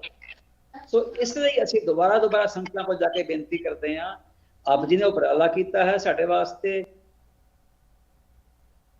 ਕਿਰਪਾ ਹੋਈ ਮਹਾਰਾਜ ਦੀ ਕਿ ਸਹੀ ਸਮੇਂ ਇਹ ਸਕੂਲ ਖੜੇ ਹੋ ਗਏ ਕਿ ਸਾਡਾ ਕੈਪੀਟਲ ਐਕਸਪੈਂਸਿਸ ਘੱਟੋ ਘੱਟ ਹੁਣ ਕੰਟਰੋਲ 'ਚ ਆ ਗਿਆ ਹੈ। ਨਹੀਂ ਤੇ ਸਾਨੂੰ ਪਹਿਲਾਂ ਅੱਜ ਤੋਂ 10-15 ਸਾਲ ਪਹਿਲਾਂ ਸਾਨੂੰ 400 ਕਮਰੇ ਹਰ ਸਾਲ ਬਣਾਉਣੇ ਪੈਂਦੇ ਸੀਗੇ, ਹੁਣ ਉਹ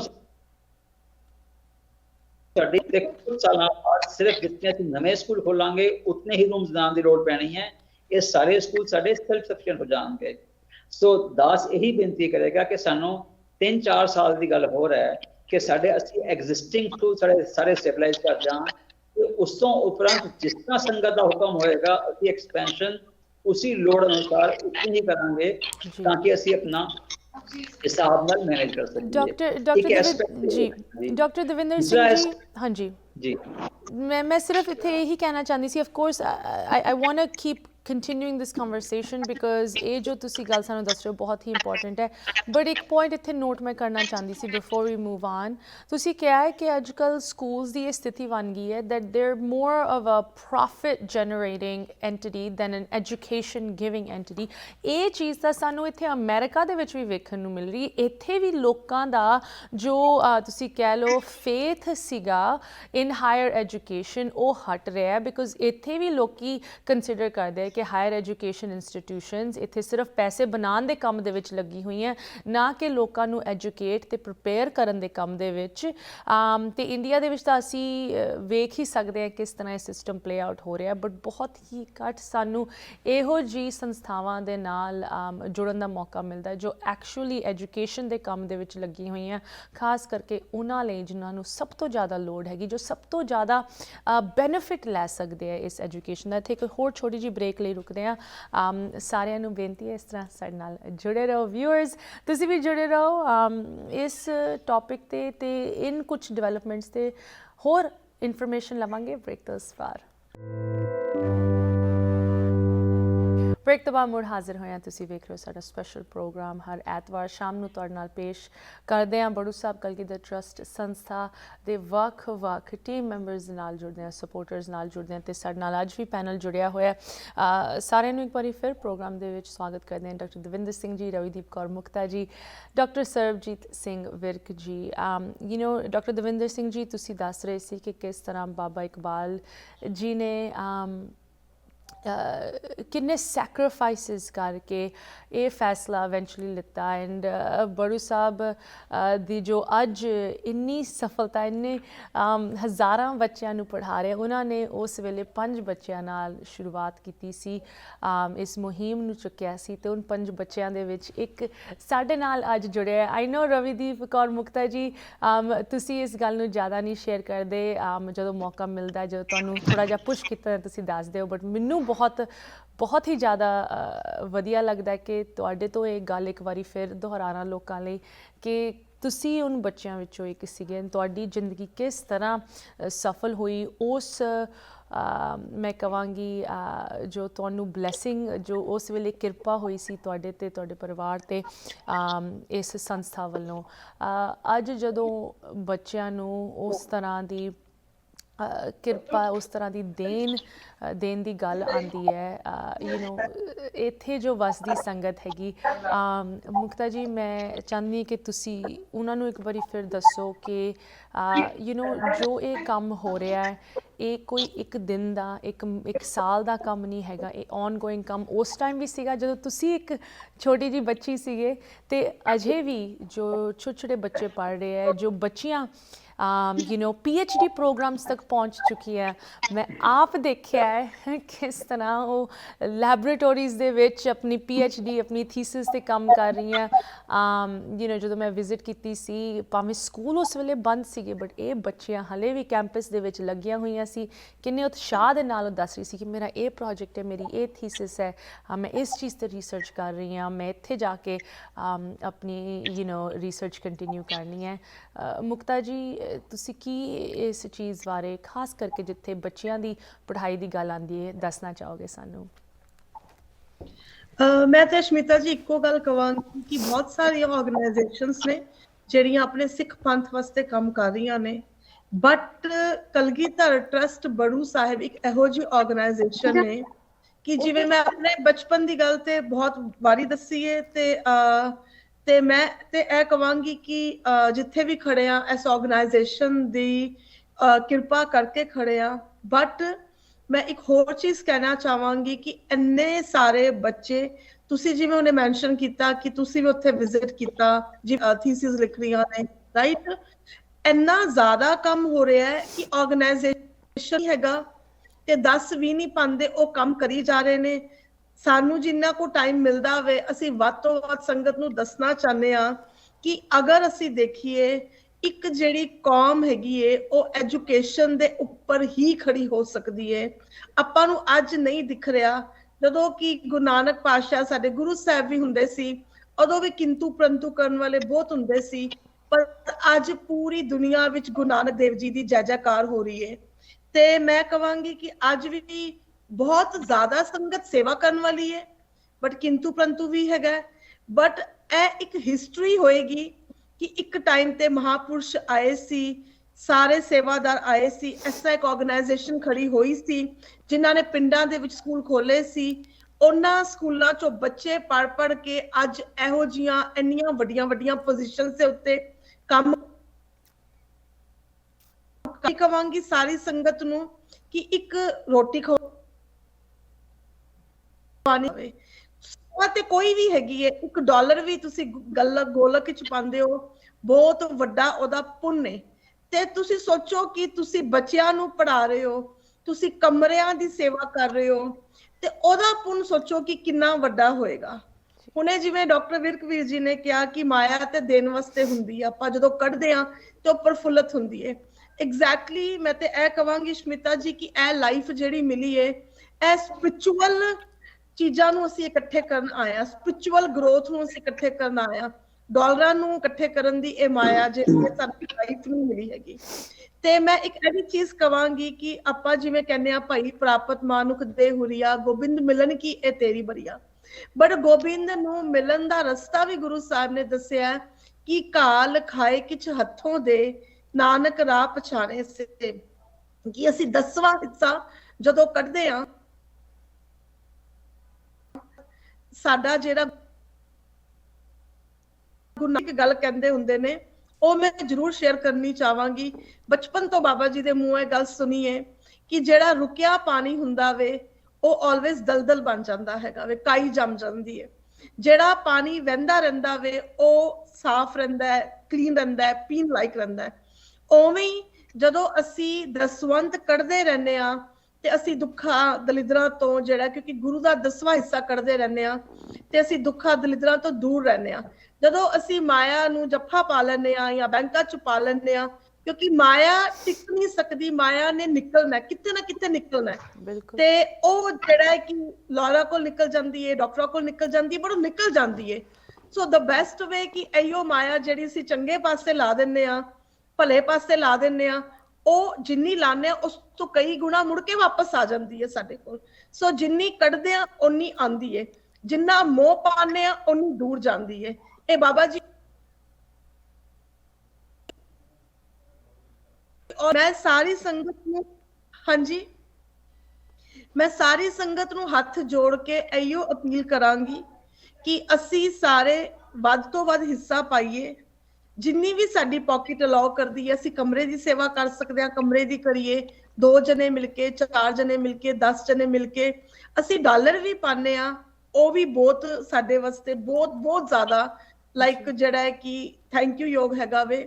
ਇੱਕ ਚੀਜ਼ ਮੈਂ ਹੋਰ ਕਵਾਂਗੀ ਕਿ ਅਸੀਂ ਬੱਚੇ ਵੀ ਸਪਾਂਸਰ ਕਰ ਸਕਦੇ ਹਾਂ, ਕਿ ਜਿਵੇਂ ਹੁਣੇ ਦੱਸਿਆ ਸੀਗਾ ਆਪ ਜੀ ਨੇ ਕਿ ਜਿਹੜੇ ਕਿਸਾਨ ਸ਼ਹੀਦ ਹੋਏ ਮੋਰਚੇ ਦੇ ਉੱਤੇ, ਉਹਨਾਂ ਦੇ ਪਰਿਵਾਰਾਂ ਚੋਂ 28 ਬੱਚੇ ਆਪਣੇ ਇੰਸਟੀਟਿਊਸ਼ਨ ਨੇ ਲਏ, ਆਪਣੇ ਇੰਸਟੀਟਿਊਸ਼ਨ ਚੋਂ ਬੱਚੇ ਆ ਕੇ ਪੜ੍ਹਾਈ ਕਰ ਰਹੇ ਹੈਗੇ ਨੇ ਜੀ। ਤੇ ਅਸੀਂ ਲਾਈਕ ਬੱਚੇ ਵੀ ਸਪਾਂਸਰ ਕਰ ਸਕਦੇ ਹਾਂ। ਉਹ ਸਾਰੇ ਬੱਚੇ ਫਾਰਮਰਸ ਦੇ ਵੀ ਹੈਗੇ ਨੇ, ਆਪਣਾ ਡਿਫਰੈਂਟ ਕੈਟਾਗਰੀਜ਼ ਵਿੱਚ ਹੈਗੇ ਨੇ। ਅਸੀਂ $500 ਦੇ ਕੇ ਸਾਲ ਦਾ ਇੱਕ ਬੱਚੇ ਦੀ ਸਪਾਂਸਰਸ਼ਿਪ ਕਰ ਸਕਦੇ ਹਾਂ, ਲਾਈਫ ਟਾਈਮ ਬੱਚੇ ਦੀ ਸਪਾਂਸਰਸ਼ਿਪ ਕਰ ਸਕਦੇ ਹਾਂ। ਤੇ ਅਸੀਂ ਪਲੱਸ ਕਮਰਿਆਂ ਦੀ ਸੇਵਾ ਕਰ ਸਕਦੇ ਹਾਂ। ਆਪਣੀ ਚੈਰਿਟੀ ਟੈਕਸ ਐਗਜ਼ੈਂਪਟ ਹੈਗੀ ਹੈ, 501c ਹੈਗੀ ਹੈ। ਤੇ ਜਦੋਂ ਵੀ ਅਸੀਂ ਕਲੇਮ ਕਰਦੇ ਹਾਂ ਆਪਣੇ ਟੈਕਸਿਸ ਨੂੰ, ਅਸੀਂ ਉਹਦੇ ਵਿੱਚ ਸਾਨੂੰ ਜਿਹੜੀ ਹੈ ਕਿ ਰਿਟਰਨ ਵੀ ਵਾਪਸ ਆ ਜਾਂਦੀ ਹੈ।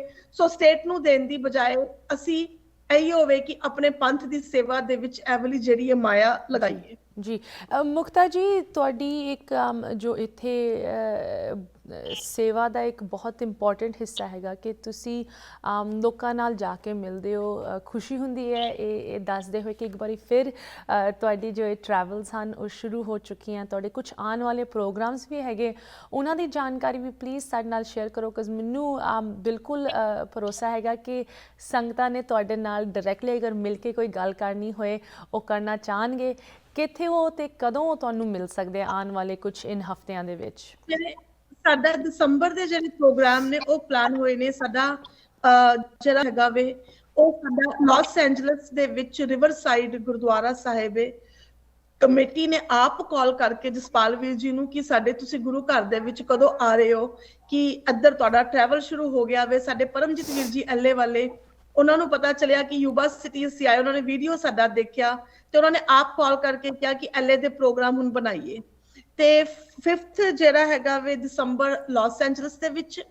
ਉਸ ਤੋਂ ਬਾਅਦ 12th ਦਸੰਬਰ ਜਿਹੜਾ ਹੈਗਾ ਸਾਡੇ ਮੇਜਰ ਗੁਰਚਰਨ ਸਿੰਘ ਚੱਜ ਸਾਹਿਬ ਹੈਗੇ ਸ਼ਿਕਾਗੋ ਦੇ ਵਿੱਚ।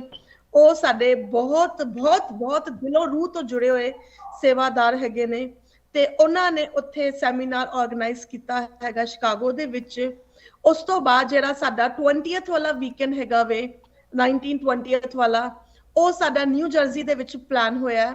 ਤੇ ਉਸ ਤੋਂ ਬਾਅਦ ਸਾਡਾ 25th 26th ਦਸੰਬਰ ਵਾਲਾ ਜਿਹੜਾ ਵੀਕਐਂਡ ਹੈ ਉਹ ਅਗੇਨ ਲਾਸ ਐਂਜਲਸ ਦੇ ਵਿੱਚ ਖਾਲਸਾ ਕੇਅਰ ਗੁਰਦੁਆਰਾ ਸਾਹਿਬ ਹੈਗਾ, ਜਿਹਦੇ ਸਿੰਘ ਮਲਿਕ ਜੀ, ਉੱਥੇ ਸਾਡਾ ਪ੍ਰੋਗਰਾਮ ਜਿਹੜਾ ਪਲਾਨ ਹੋਇਆ ਹੈਗਾ ਵੇ। ਹਾਂਜੀ, ਵੰਡਰਫੁਲ। ਬਹੁਤ ਆਮ ਸੋ ਗਲੈਡ ਕਿ ਤੁਸੀਂ ਇਹ ਡੇਟ ਸਾਡੇ ਨਾਲ ਸ਼ੇਅਰ ਕੀਤੀ। ਸਕਰੀਨ ਤੇ ਵੀ ਲਿਖੀਆਂ ਹੋਈਆਂ, ਤੁਸੀਂ ਜ਼ਰੂਰ ਇਨ ਡੇਟਸ ਨੂੰ ਨੋਟ ਕਰ ਲਓ। ਰਵੀਦੀਪ ਕੌਰ ਮੁਕਤਾ ਜੀ ਦਾ ਨੰਬਰ ਵੀ ਸਕਰੀਨ ਤੇ ਲਿਖਿਆ ਹੋਇਆ ਹੈ। ਭਾਵੇਂ ਆਪ ਦੀ ਕੰਟਰੀਬਿਊਸ਼ਨ, ਆਪ ਦੀ ਸਪੋਰਟ ਲਈ ਤੁਸੀਂ ਇਹਨਾਂ ਨੂੰ ਕਾਲ ਕਰੋ, ਹੋਰ ਜਾਣਕਾਰੀ ਲੈਣ ਲਈ, ਜਾਂ ਇਹਨਾਂ ਨੂੰ ਆਪਣੇ ਸ਼ਹਿਰ ਦੇ ਵਿੱਚ ਸੱਦਣ ਲਈ ਤੁਸੀਂ ਫੋਨ ਕਰੋ, ਲੇਕਿਨ ਫੋਨ ਜ਼ਰੂਰ ਕਰੋ। ਨੰਬਰ ਸਕਰੀਨ ਤੇ ਲਿਖਿਆ ਹੋਇਆ। ਇੱਥੇ ਇੱਕ ਹੋਰ ਛੋਟੀ ਜਿਹੀ ਬ੍ਰੇਕ ਲਈ ਰੁਕਦੇ ਹਾਂ। ਬ੍ਰੇਕ ਤੋਂ ਬਾਅਦ ਮੈਂ ਤੁਹਾਡੇ ਸਾਰਿਆਂ ਤੋਂ ਤੇ ਵਿਊਅਰਸ ਦੇ ਨਾਲ ਥੋੜ੍ਹੀ ਜਿਹੀ ਗੱਲ ਕਰਨਾ ਚਾਹਾਂਗੀ ਕਿ ਸਿੱਖ ਹੋਣ ਦਾ ਮਤਲਬ ਕੀ ਹੁੰਦਾ ਹੈ, ਐਂਡ ਕਿਸ ਤਰ੍ਹਾਂ ਇਹ ਸੰਸਥਾ ਉਸ ਮਿਸ਼ਨ ਦੇ ਵਿੱਚ ਲੱਗੀ ਹੋਈ ਹੈ। ਪਲੀਜ਼ ਇਸ ਤਰ੍ਹਾਂ ਸਾਡੇ ਨਾਲ ਜੁੜੇ ਰਹੋ। ਵਿਊਅਰਸ ਤੁਸੀਂ ਵੀ ਜੁੜੇ ਰਹੋ, ਕਨਵਰਸੇਸ਼ਨ ਜਾਰੀ ਰਹੇਗੀ ਬ੍ਰੇਕ ਤੋਂ ਉਸ ਪਾਰ। ਬ੍ਰੇਕ ਤੋਂ ਬਾਅਦ ਇੱਕ ਵਾਰੀ ਫਿਰ ਸਾਰਿਆਂ ਨੂੰ ਇਸ ਸਪੈਸ਼ਲ ਪ੍ਰੋਗਰਾਮ ਦੇ ਵਿੱਚ ਸਵਾਗਤ ਕਰਦੇ ਹਾਂ। ਸਾਡੇ ਨਾਲ ਇੱਕ ਬਹੁਤ ਹੀ ਸ਼ਾਨਦਾਰ ਪੈਨਲ ਜੁੜਿਆ ਹੋਇਆ ਹੈ। ਸਭ ਤੋਂ ਪਹਿਲੇ ਡਾਕਟਰ ਦਵਿੰਦਰ ਸਿੰਘ ਜੀ ਇੰਡੀਆ ਤੋਂ ਤੁਹਾਡਾ ਸਵਾਗਤ ਪ੍ਰੋਗਰਾਮ ਦੇ ਵਿੱਚ। ਰਵੀਦੀਪ ਕੌਰ ਮੁਕਤਾ ਜੀ ਤੇ ਡਾਕਟਰ ਵਿਰਕ, ਤੁਹਾਨੂੰ ਸਾਰਿਆਂ ਨੂੰ ਪ੍ਰੋਗਰਾਮ ਦੇ ਵਿੱਚ ਇੱਕ ਵਾਰੀ ਫਿਰ ਸਵਾਗਤ ਕਰਦੇ ਹਾਂ। ਡਾਕਟਰ ਦਵਿੰਦਰ ਸਿੰਘ ਜੀ, ਮੈਂ ਤੁਹਾਡੇ ਨਾਲ ਇੱਕ ਸਵਾਲ ਤੋਂ ਸ਼ੁਰੂਆਤ ਕਰਨਾ ਚਾਹੁੰਦੀ ਹਾਂ। Doctor Sahib, you know it's kind of ਅਜੀਬ ਕੁਐਸਚਨ ਲੱਗਣਾ ਹੈ, ਬਟ ਜਦੋਂ ਸਾਡੇ ਜੋ ਇੱਥੇ ਨੌਨ ਇੰਡੀਅਨ, ਨੌਨ ਪੰਜਾਬੀ ਲੋਕਾਂ ਨਾਲ ਗੱਲ ਹੁੰਦੀ ਹੈ ਕਿ ਸਿੱਖ ਕੀ ਹੁੰਦੇ ਹੈ, ਸਿੱਖ ਕੌਣ ਹੁੰਦੇ ਹੈ, ਸਿੱਖ ਹੋਣ ਦਾ ਮਤਲਬ ਕੀ ਹੁੰਦਾ ਹੈ, ਮੈਨੂੰ ਅਕਸਰ ਇਹ ਪੁੱਛਿਆ ਜਾਂਦਾ ਹੈ ਅੰਗਰੇਜ਼ੀ ਦੇ ਵਿੱਚ, ਆਫ ਕੋਰਸ ਬਿਕਾਜ਼ ਉਹ ਪੰਜਾਬੀ ਇੰਡੀਅਨ ਨਹੀਂ ਹੁੰਦੇ। ਉਹ ਕਹਿੰਦੇ ਵਾਟ ਡਜ਼ ਦ ਵਰਡ ਸਿੱਖ ਮੀਨ, ਜੋ ਤੁਹਾਡੀ ਕਮਿਊਨਿਟੀ ਦੀ ਆਈਡੈਂਟਿਟੀ ਹੈਗੀ, ਬਟ ਉਹ ਲਫ਼ਜ਼ ਦਾ ਕੀ ਮਤਲਬ ਹੈ। ਸੋ ਮੈਨੂੰ ਇੰਨੀ ਜਾਣਕਾਰੀ ਨਹੀਂ ਹੈਗੀ, ਮੈਂ ਬਹੁਤ ਆਪਣੇ ਆਪ ਨੂੰ ਇਹਦੇ ਵਿੱਚ ਨੋਵਿਸ ਸਮਝਦੀ ਹਾਂ, ਬਟ ਮੈਂ ਜਿੰਨੀ ਮੇਰੀ ਲਿਮਿਟਡ ਨੌਲੇਜ ਹੈ ਮੈਂ ਉਹਨਾਂ ਨੂੰ ਦੱਸਦੀ ਹਾਂ ਕਿ ਸਿੱਖ, the word Sikh means to learn. ਸੋ ਸਾਡੇ ਗੁਰੂਆਂ ਨੇ ਸਾਨੂੰ ਸਿੱਖ ਜਦੋਂ ਦਰਜਾ ਦਿੱਤਾ, ਉਹਨਾਂ ਨੇ ਇਹ ਸਾਨੂੰ ਕਿਹਾ ਕਿ ਤੁਸੀਂ ਸਿੱਖੋ, ਐਂਡ ਜਿੱਥੇ ਸੰਸਥਾ ਸਿਖਾ ਰਹੀ ਹੈ, to me it is the epitome of being a Sikh. Doctor Davinder Singh ji, ਤੁਹਾਡੀ ਜੋ ਐਕਸਪਰਟੀਜ਼, ਨੌਲੇਜ ਹੈਗੀ, you know greatly exceeds that of ਬਾਕੀ ਅਸੀਂ ਸਾਰਿਆਂ ਦੀ। ਤੁਸੀਂ ਪਲੀਜ਼ ਸਾਨੂੰ ਦੱਸੋ ਕਿ ਜਦੋਂ ਸਿੱਖ ਦੀ ਗੱਲ ਆਉਂਦੀ ਹੈ, ਸਿੱਖਿਆ ਲੈਣ ਦੇ ਵਿੱਚ ਕਿਸ ਤਰ੍ਹਾਂ ਉਨ ਦੋ ਚੀਜ਼ਾਂ ਦਾ ਮੇਲ ਹੁੰਦਾ ਹੈ।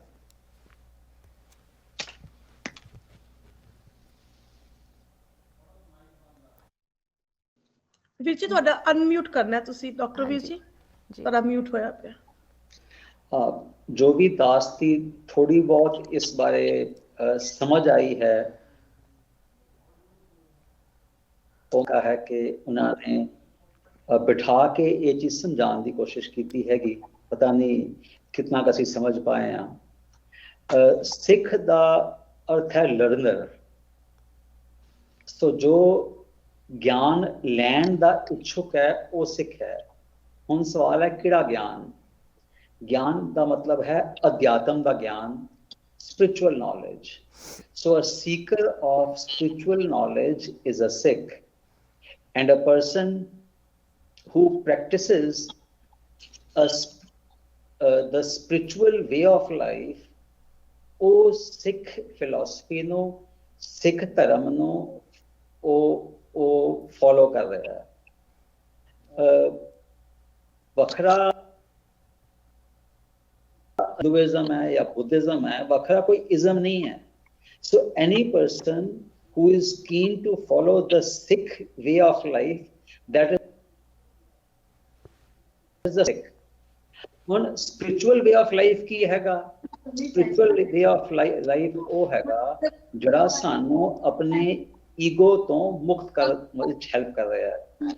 ਸਾਡੀ ਸਾਰੀ ਸਮੱਸਿਆਵਾਂ ਇਸ ਲਾਈਫ ਦੀਆਂ, ਚਾਹੇ ਸਾਡੇ ਪਰਸਨਲ ਰਿਲੇਸ਼ਨਸ ਹਨ, ਚਾਹੇ ਸਾਡਾ ਵਰਕ ਦਾ ਰਿਲੇਸ਼ਨ ਹੈ, ਚਾਹੇ ਮਾਤਾ ਪਿਤਾ ਦਾ ਬੱਚੇ ਨਾਲ ਹੈ, ਵਾਈਫ ਨਾਲ ਹੈ, ਹਸਬੈਂਡ ਨਾਲ ਹੈ, ਇਹ ਸਾਰੇ ਰਿਲੇਸ਼ਨਸ ਜਾਂ ਦੇਸ਼ਾਂ ਦੇ ਆਪਸ ਵਿੱਚ ਜੋ ਸਮੱਸਿਆਵਾਂ ਹਨ, ਇਹ ਸਾਰੀਆਂ ਇਸ਼ੂਜ਼ ਦਾ ਇੱਕੋ ਹੀ ਜੜ ਹੈ that is man's ego. His intense desire to acquire more, to have more. Ego ਹੋਮੇ ਦੇ 5 ਦੂਤ ਹਨ: ਕਾਮ, ਕ੍ਰੋਧ, ਲੋਭ, ਮੋਹ, ਅਹੰਕਾਰ। Lust, anger, greed, attach, 5 ego ਦੇ ਦੂਤ ਹਨ। ਸੋ ਅਸੀਂ ਜਿਹੜਾ ਬੰਦਾ ਵੀ ਇੱਛਾ ਰੱਖਦਾ ਹੈ ਅਧਿਆਤਮ ਚ ਅੱਗੇ ਵਧੀ ਕਰਨ ਦੀ, ਪੀਸ ਇਸਟੈਬਲਿਸ਼ ਕਰਨ ਦੀ ਵਰਲਡ ਵਿੱਚ, ਉਸ ਦੇ ਵਾਸਤੇ ਇਹ ਰਸਤਾ ਹੈ।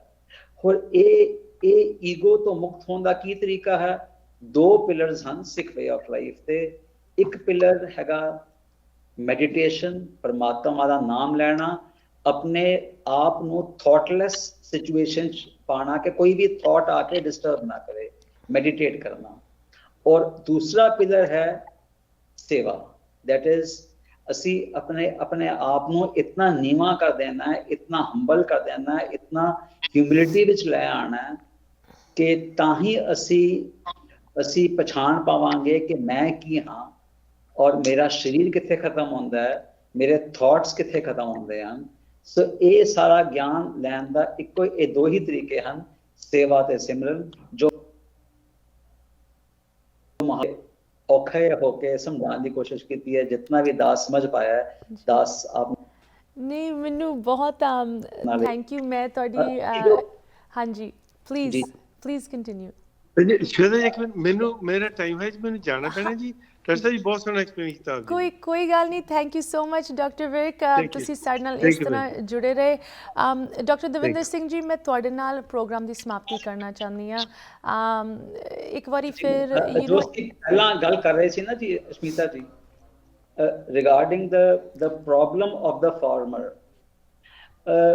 ਅਸੀਂ ਬਹੁਤ ਅੱਛੀ ਗੱਲ ਹੈ ਕਿ ਅਸੀਂ MSP ਮੰਗ ਰਹੇ ਹਾਂ ਸਰਕਾਰ ਤੋਂ, MSP ਮਿਲ ਵੀ ਜਾਏਗੀ, ਪਰ the fact remains ਕਿ ਸਾਰੀ crops ਦੀ MSP ਲੱਗ ਜਾਏ और वो गवर्नमेंट प्रोक्योर भी कर सके, ये पॉसिबल नहीं है। this cannot happen क्योंकि इतने रिसोर्सेज ही नहीं है।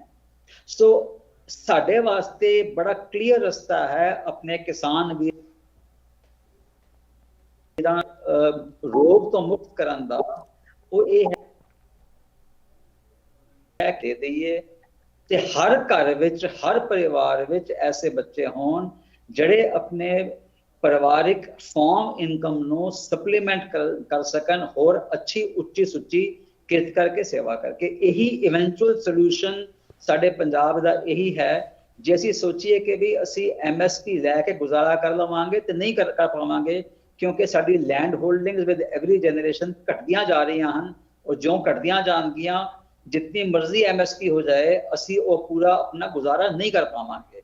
ਸੋ ਇਹ ਸਾਡੇ ਸਾਰੇ ਜਿਹੜੇ ਵੀ ਅਸੀਂ ਲੋਕ ਅਫੋਰਡ ਕਰ ਪਾ ਰਹੇ ਹਾਂ, ਜਿਨ੍ਹਾਂ ਨੂੰ ਇਤਨੀ ਗੁੱਡ ਫੋਰਚੂਨ ਹੈ ਕਿ ਉਹ ਬਾਹਰਲੇ ਮੁਲਕਾਂ 'ਚ ਆ ਕੇ ਰਹਿ ਪਾ ਰਹੇ ਹਨ, ਜਾਂ ਜਿਨ੍ਹਾਂ ਨੂੰ ਐਜੂਕੇਸ਼ਨ ਮਿਲ ਗਈ ਹੈ ਆਪਣਾ ਨਿਰਵਾਹ ਕਰ ਪਾ ਰਹੇ ਹਨ, ਸਾਡੇ ਸਾਰਿਆਂ ਦਾ ਇਹ ਫਰਜ਼ ਹੈ ਕਿ ਘੱਟੋ ਘੱਟ ਇੱਕ ਹੋਰ ਪਰਿਵਾਰ ਦੇ ਬੱਚੇ ਨੂੰ, ਇੱਕ ਬੱਚਾ ਇੱਕ ਹੋਰ ਪਰਿਵਾਰ ਦਾ ਜ਼ਰੂਰ ਸੰਭਾਲ ਲਈਏ, ਤਾਂ ਕਿ ਉਸ ਪਰਿਵਾਰ ਨੂੰ ਅਸੀਂ ਕਰਜ਼ੇ 'ਚੋਂ ਬਾਹਰ ਕੱਢ ਸਕੀਏ, अपने परिवार की इनकम सप्लीमेंट कर सके। जी डॉक्टर दविंदर सिंह जी, भावें किसानी मुद्दा होए, भावें एजुकेशन का मुद्दा, या भावें जो असी अपने आप ਨੂੰ ਜਿੱਥੇ ਸਿੱਖ ਕਹਿੰਦੇ ਆ, ਉਸ ਆਈਡੈਂਟੀਟੀ, ਉਸ ਬਿਲੀਫ ਸਿਸਟਮ ਦੀ ਗੱਲ ਹੋਏ, ਇਨ ਸਾਰੀ ਚੀਜ਼ਾਂ ਨੂੰ ਅਗਰ ਇੱਕ ਥਾਂ ਤੇ ਜੋੜਨਾ ਹੋਏ, ਬੜੂ ਸਾਹਿਬ ਕਲਗੀਧਰ ਟਰਸਟ ਸੰਸਥਾ ਦੇ ਵਿੱਚ ਇਹ ਸਾਰੀ ਚੀਜ਼ਾਂ ਜੁੜੀਆਂ ਹੋਈਆਂ। ਪੰਜਾਬ ਤੇ ਪੰਜਾਬ ਦੀ ਸਫਲਤਾ ਦੇ ਨਾਲ ਇਹ ਚੀਜ਼ਾਂ ਜੁੜੀਆਂ ਹੋਈਆਂ। ਮੈਨੂੰ ਬਹੁਤ ਹੀ ਖੁਸ਼ੀ ਹੋਈ ਇੱਕ ਵਾਰੀ ਫਿਰ ਤੁਹਾਡੇ ਨਾਲ ਗੱਲ ਕਰਕੇ। ਸਾਨੂੰ ਜ਼ਿਆਦਾ ਮੌਕਾ ਨਹੀਂ ਮਿਲਦਾ, ਬਟ ਮੈਂ ਵਿਊਅਰਸ ਵੱਲੋਂ ਇੱਕ ਵਾਰੀ ਫਿਰ ਇਹ ਬੇਨਤੀ ਕਰਾਂਗੀ, ਜ਼ਰੂਰ ਤੁਸੀਂ ਸਾਡੇ ਨਾਲ ਇਸੇ ਤਰ੍ਹਾਂ ਜੁੜਦੇ ਰਹੋ ਅਤੇ ਸਾਨੂੰ ਵੱਖ-ਵੱਖ ਅਪਡੇਟਸ ਦਿੰਦੇ ਰਹੋ। ਖਾਸ ਕਰਕੇ ਜਿੱਥੇ ਇਸ ਵੇਲੇ ਉਪਰਾਲਾ ਦਿੱਤਾ ਗਿਆ ਹੈ, ਮੈਂ ਤਾਂ ਕਹਾਂਗੀ ਇੱਕ ਬਹੁਤ ਹੀ ਵੱਡੀ ਬਲੈਸਿੰਗ ਮਿਲੀ ਹੈ US ਸੰਗਤਾਂ ਨੂੰ ਕਿ ਸਾਡੀ ਝੋਲੀ ਦੇ ਵਿੱਚ ਇੱਕ ਕਲਾਸਰੂਮਸ ਦੀ ਸੇਵਾ ਪਾਈ ਗਈ ਹੈ। ਉਪਰਾਲਾ ਕਿ ਕਲਾਸਰੂਮਸ ਨੂੰ ਤੁਸੀਂ ਬਣਾਓ। ਮੁਕਤਾ ਜੀ, ਜਾਂਦੇ ਜਾਂਦੇ ਇੱਕ ਵਾਰੀ ਫਿਰ ਤੁਸੀਂ ਸਾਨੂੰ ਜ਼ਰੂਰ ਇਹ ਦੱਸੋ ਕਿ ਕਲਾਸਰੂਮ ਦੀ ਕਿਸੇ ਨੇ ਸੇਵਾ ਕਰਨੀ ਹੋਏ ਕੀ ਉਹਦਾ ਅਮਾਊਂਟ ਹੈਗਾ, ਕਿਸ ਤਰ੍ਹਾਂ ਸੰਗਤਾਂ ਵੱਲੋਂ ਇਸ ਚੀਜ਼ ਦੇ ਵਿੱਚ ਸੇਵਾ ਹੋ ਸਕਦੀ ਹੈ?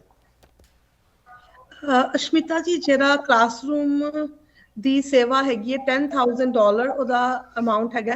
ਐਨੀ ਕਿ ਅਸੀਂ ਨੂੰ ਵਨ ਟਾਈਮ ਦੇਣਾ ਹੋਵੇ, ਅਸੀਂ ਉਹਨੂੰ ਮੰਥਲੀ ਵੀ ਸੈਟਅਪ ਕਰ ਸਕਦੇ ਹਾਂ, ਅਸੀਂ ਉਹਨੂੰ 2-3 ਵਾਰੀ ਵਿੱਚ ਕਰਕੇ ਕਰ ਸਕਦੇ ਹਾਂ। ਸਾਨੂੰ ਚੈੱਕ ਤੁਸੀਂ ਮੇਲ ਕਰ ਸਕਦੇ ਹੋ। ਜੇ ਤੁਸੀਂ ਆਪਣਾ ਕ੍ਰੈਡਿਟ ਕਾਰਡ ਚਾਰਜ ਕਰਾਉਣਾ ਹੈ ਤੇ ਤੁਸੀਂ ਉਹ ਵੀ ਕਾਲ ਕਰਕੇ ਤੁਸੀਂ ਕਾਰਡ ਦੇ ਉੱਤੇ ਵੀ ਆਪਣਾ ਰੂਮ ਦੀ ਸੇਵਾ ਕਰ ਸਕਦੇ ਹੈਗੇ ਹੋ। ਤੁਸੀਂ ਡਾਇਰੈਕਟ ਡਿਪੋਜ਼ਿਟ, ਜਿਹੜੇ ਸਾਡਾ ਚੇਸ ਬੈਂਕ ਦੇ ਵਿੱਚ ਬਰੂ ਸਾਹਿਬ ਚੈਰਿਟੀਜ਼ ਦਾ ਅਕਾਊਂਟ ਹੈਗਾ, ਤੇ ਡਾਇਰੈਕਟ ਸਾਡੇ ਕੋਲੋਂ ਅਕਾਊਂਟ ਦੀ ਇਨਫੋਰਮੇਸ਼ਨ ਲੈ ਕੇ ਤੁਸੀਂ ਡਾਇਰੈਕਟ ਡਿਪੋਜ਼ਿਟ ਵੀ ਕਰ ਸਕਦੇ ਹੈਗੇ ਹੋ। ਸੋ ਅਸੀਂ 5-7 ਜਣੇ ਰਲ ਕੇ ਵੀ ਕਰ ਸਕਦੇ ਹੈਗੇ ਆ। ਮੈਂ ਤੇ ਇਹ ਕਹਿੰਦੀ ਹਾਂ ਕਿ ਅਮਰੀਕਾ ਦੇ ਇੱਕ ਗੁਰਦੁਆਰੇ ਦੀ ਕਮੇਟੀ ਨੂੰ ਬੇਨਤੀ ਕਰਦੀ ਹਾਂ ਕਿ ਇੱਕ ਗੁਰੂ ਘਰ ਇੱਕ ਕਮਰੇ ਦੀ ਸੇਵਾ ਕਰਾ ਦੇ, ਤੇ ਮੋਰ ਦੈਨ 700 ਗੁਰਦੁਆਰਾਸ ਜਿਹੜੇ ਕਿ USA ਵਿੱਚ ਹੈਗੇ ਨੇ, ਤੇ ਸਾਰੀਆਂ ਕਮੇਟੀਆਂ ਇੰਨਾ ਸੋਹਣਾ ਇੱਥੇ ਗੁਰਦੁਆਰਿਆਂ ਦੀ ਸੇਵਾ ਕਰ ਰਹੇ ਹੈਗੇ ਨੇ। ਮੈਂ ਤੇ ਕਮੇਟੀਆਂ ਨੂੰ ਅਪੀਲ ਕਰਦੀ ਹਾਂ ਗੁਰੂ ਘਰ ਦੀ ਕਿ ਇੱਕ $10,000 ਦੇ ਨਾਲ ਇੱਕ ਕਮਰਾ ਬੰਦਾ ਵੇ, ਉੱਥੇ ਅਸੀਂ ਗੁਰਦੁਆਰਾ ਸਾਹਿਬ ਦਾ ਨਾਮ ਲਿਖਾਂਗੇ ਕਮਰੇ ਦੇ ਬਾਹਰ ਕਿ ਇਹ ਗੁਰਦੁਆਰਾ ਸਾਹਿਬ ਵੱਲੋਂ ਇਹ ਕਮੇਟੀ ਵੱਲੋਂ ਇਹ ਜਿਹੜੀ ਹੈ ਕਿ ਸੇਵਾ ਹੋਈ ਹੈਗੀ ਹੈ ਕਮਰੇ ਦੀ। ਤੇ ਜੇ ਕਿਸੇ ਨੇ ਆਪਣਾ ਪਰਸਨਲ ਸੇਵਾ ਕਰਨੀ ਹੈ ਤੇ ਅਸੀਂ ਉੱਥੇ ਫਲੈਕਸ ਲਗਾ ਰਹੇ ਹੈਗੇ ਆ। ਜੇ ਕਿਸੇ ਨੇ ਆਪਣੇ ਕਿਸੇ ਨੂੰ ਡੈਡੀਕੇਟ ਕਰਕੇ ਸੇਵਾ ਕਰਨੀ ਹੈ, ਜਿਵੇਂ ਅਸੀਂ ਗੁਰੂ ਕਾਸ਼ੀ ਦੇ ਵਿੱਚ ਕਿਸੇ ਨੇ ਕਿਸੇ ਦੀ ਯਾਦ ਦੇ ਵਿੱਚ ਕਿਸੇ ਨੇ ਆਪਣੇ ਨਾਮ ਤੇ, ਕਿਸੇ ਨੇ ਗੁਰੂ ਸਾਹਿਬ ਦੇ ਨਾਮ ਤੇ ਕਮਰਿਆਂ ਦੀ ਸੇਵਾ ਕੀਤੀ ਸੀ ਤੇ ਉੱਥੇ ਫਲੈਕਸ ਲੱਗੀਆਂ ਸੀਗੀਆਂ, ਤੇ ਅਸੀਂ ਉਸ ਤਰ੍ਹਾਂ ਵੀ ਸੇਵਾ ਕਰ ਸਕਦੇ ਹੈਗੇ ਜੀ। ਤੇ ਮੈਂ ਤੇ ਸਾਰੀ ਸੰਗਤ ਨੂੰ ਹੱਥ ਬੰਨ ਕੇ ਇਹੋ ਅਪੀਲ ਹੈਗੀ ਜੀ, ਇਹ ਕਰ ਰਹੇ ਹੋ ਅੱਗੋਂ ਵੀ ਤੁਸੀਂ ਸਾਨੂੰ ਸਪੋਰਟ ਕਰੀ ਜਾਓ ਤੇ ਕਦੀ ਵੀ ਸਾਥ ਨਾ ਛੱਡੋ। ਕੋਈ ਵੀ ਕੁਐਸਚਨ ਹੋਵੇ, ਕੰਸਰਨ ਹੋਵੇ, ਕੋਈ ਕਿੰਤੂ ਪਰੰਤੂ ਮਨ ਚ ਆ ਜਾਂਦਾ ਹੈ, ਤੁਸੀਂ ਪਲੀਜ਼ ਸਾਨੂੰ ਐਜ਼ ਅ ਫੈਮਿਲੀ ਜ਼ਰੂਰ ਕਾਲ ਕਰੋ, ਸਾਡੇ ਨਾਲ ਗੱਲਬਾਤ ਕਰੋ। ਤੇ ਬਾਕੀ ਅਸ਼ਮਿਤਾ ਜੀ, ਤੁਹਾਡਾ thank you so much. Doctor Davinder Veer ji ਦਾ ਥੈਂਕ ਯੂ ਸੋ ਮਚ ਕਿ ਜਿਹੜੀ ਸੇਵਾ ਭੈਣ ਜੀ ਵੀਰ ਜੀ ਵਰੀ ਉੱਥੇ ਬਾਬਾ ਜੀ ਦੀ ਸਾਰੀ ਕਮੇਟੀ ਉੱਥੇ ਕਰ ਰਹੀ ਹੈ ਨਾ, ਕਿ ਅਸੀਂ ਤੇ ਉਹਨਾਂ ਦੀ ਚਰਨਾਂ ਦੀ ਧੂੜ ਵੀ ਬਣ ਜਾਈਏ, ਉਹ ਵੀ ਬਹੁਤ ਛੋਟੀ, ਬਹੁਤ ਲਾਈਕ ਇੱਕ ਕਿਣਕਾ ਵੀ ਉਹਨਾਂ ਜਿੰਨੀ ਸੇਵਾ ਹੋ ਜੇ।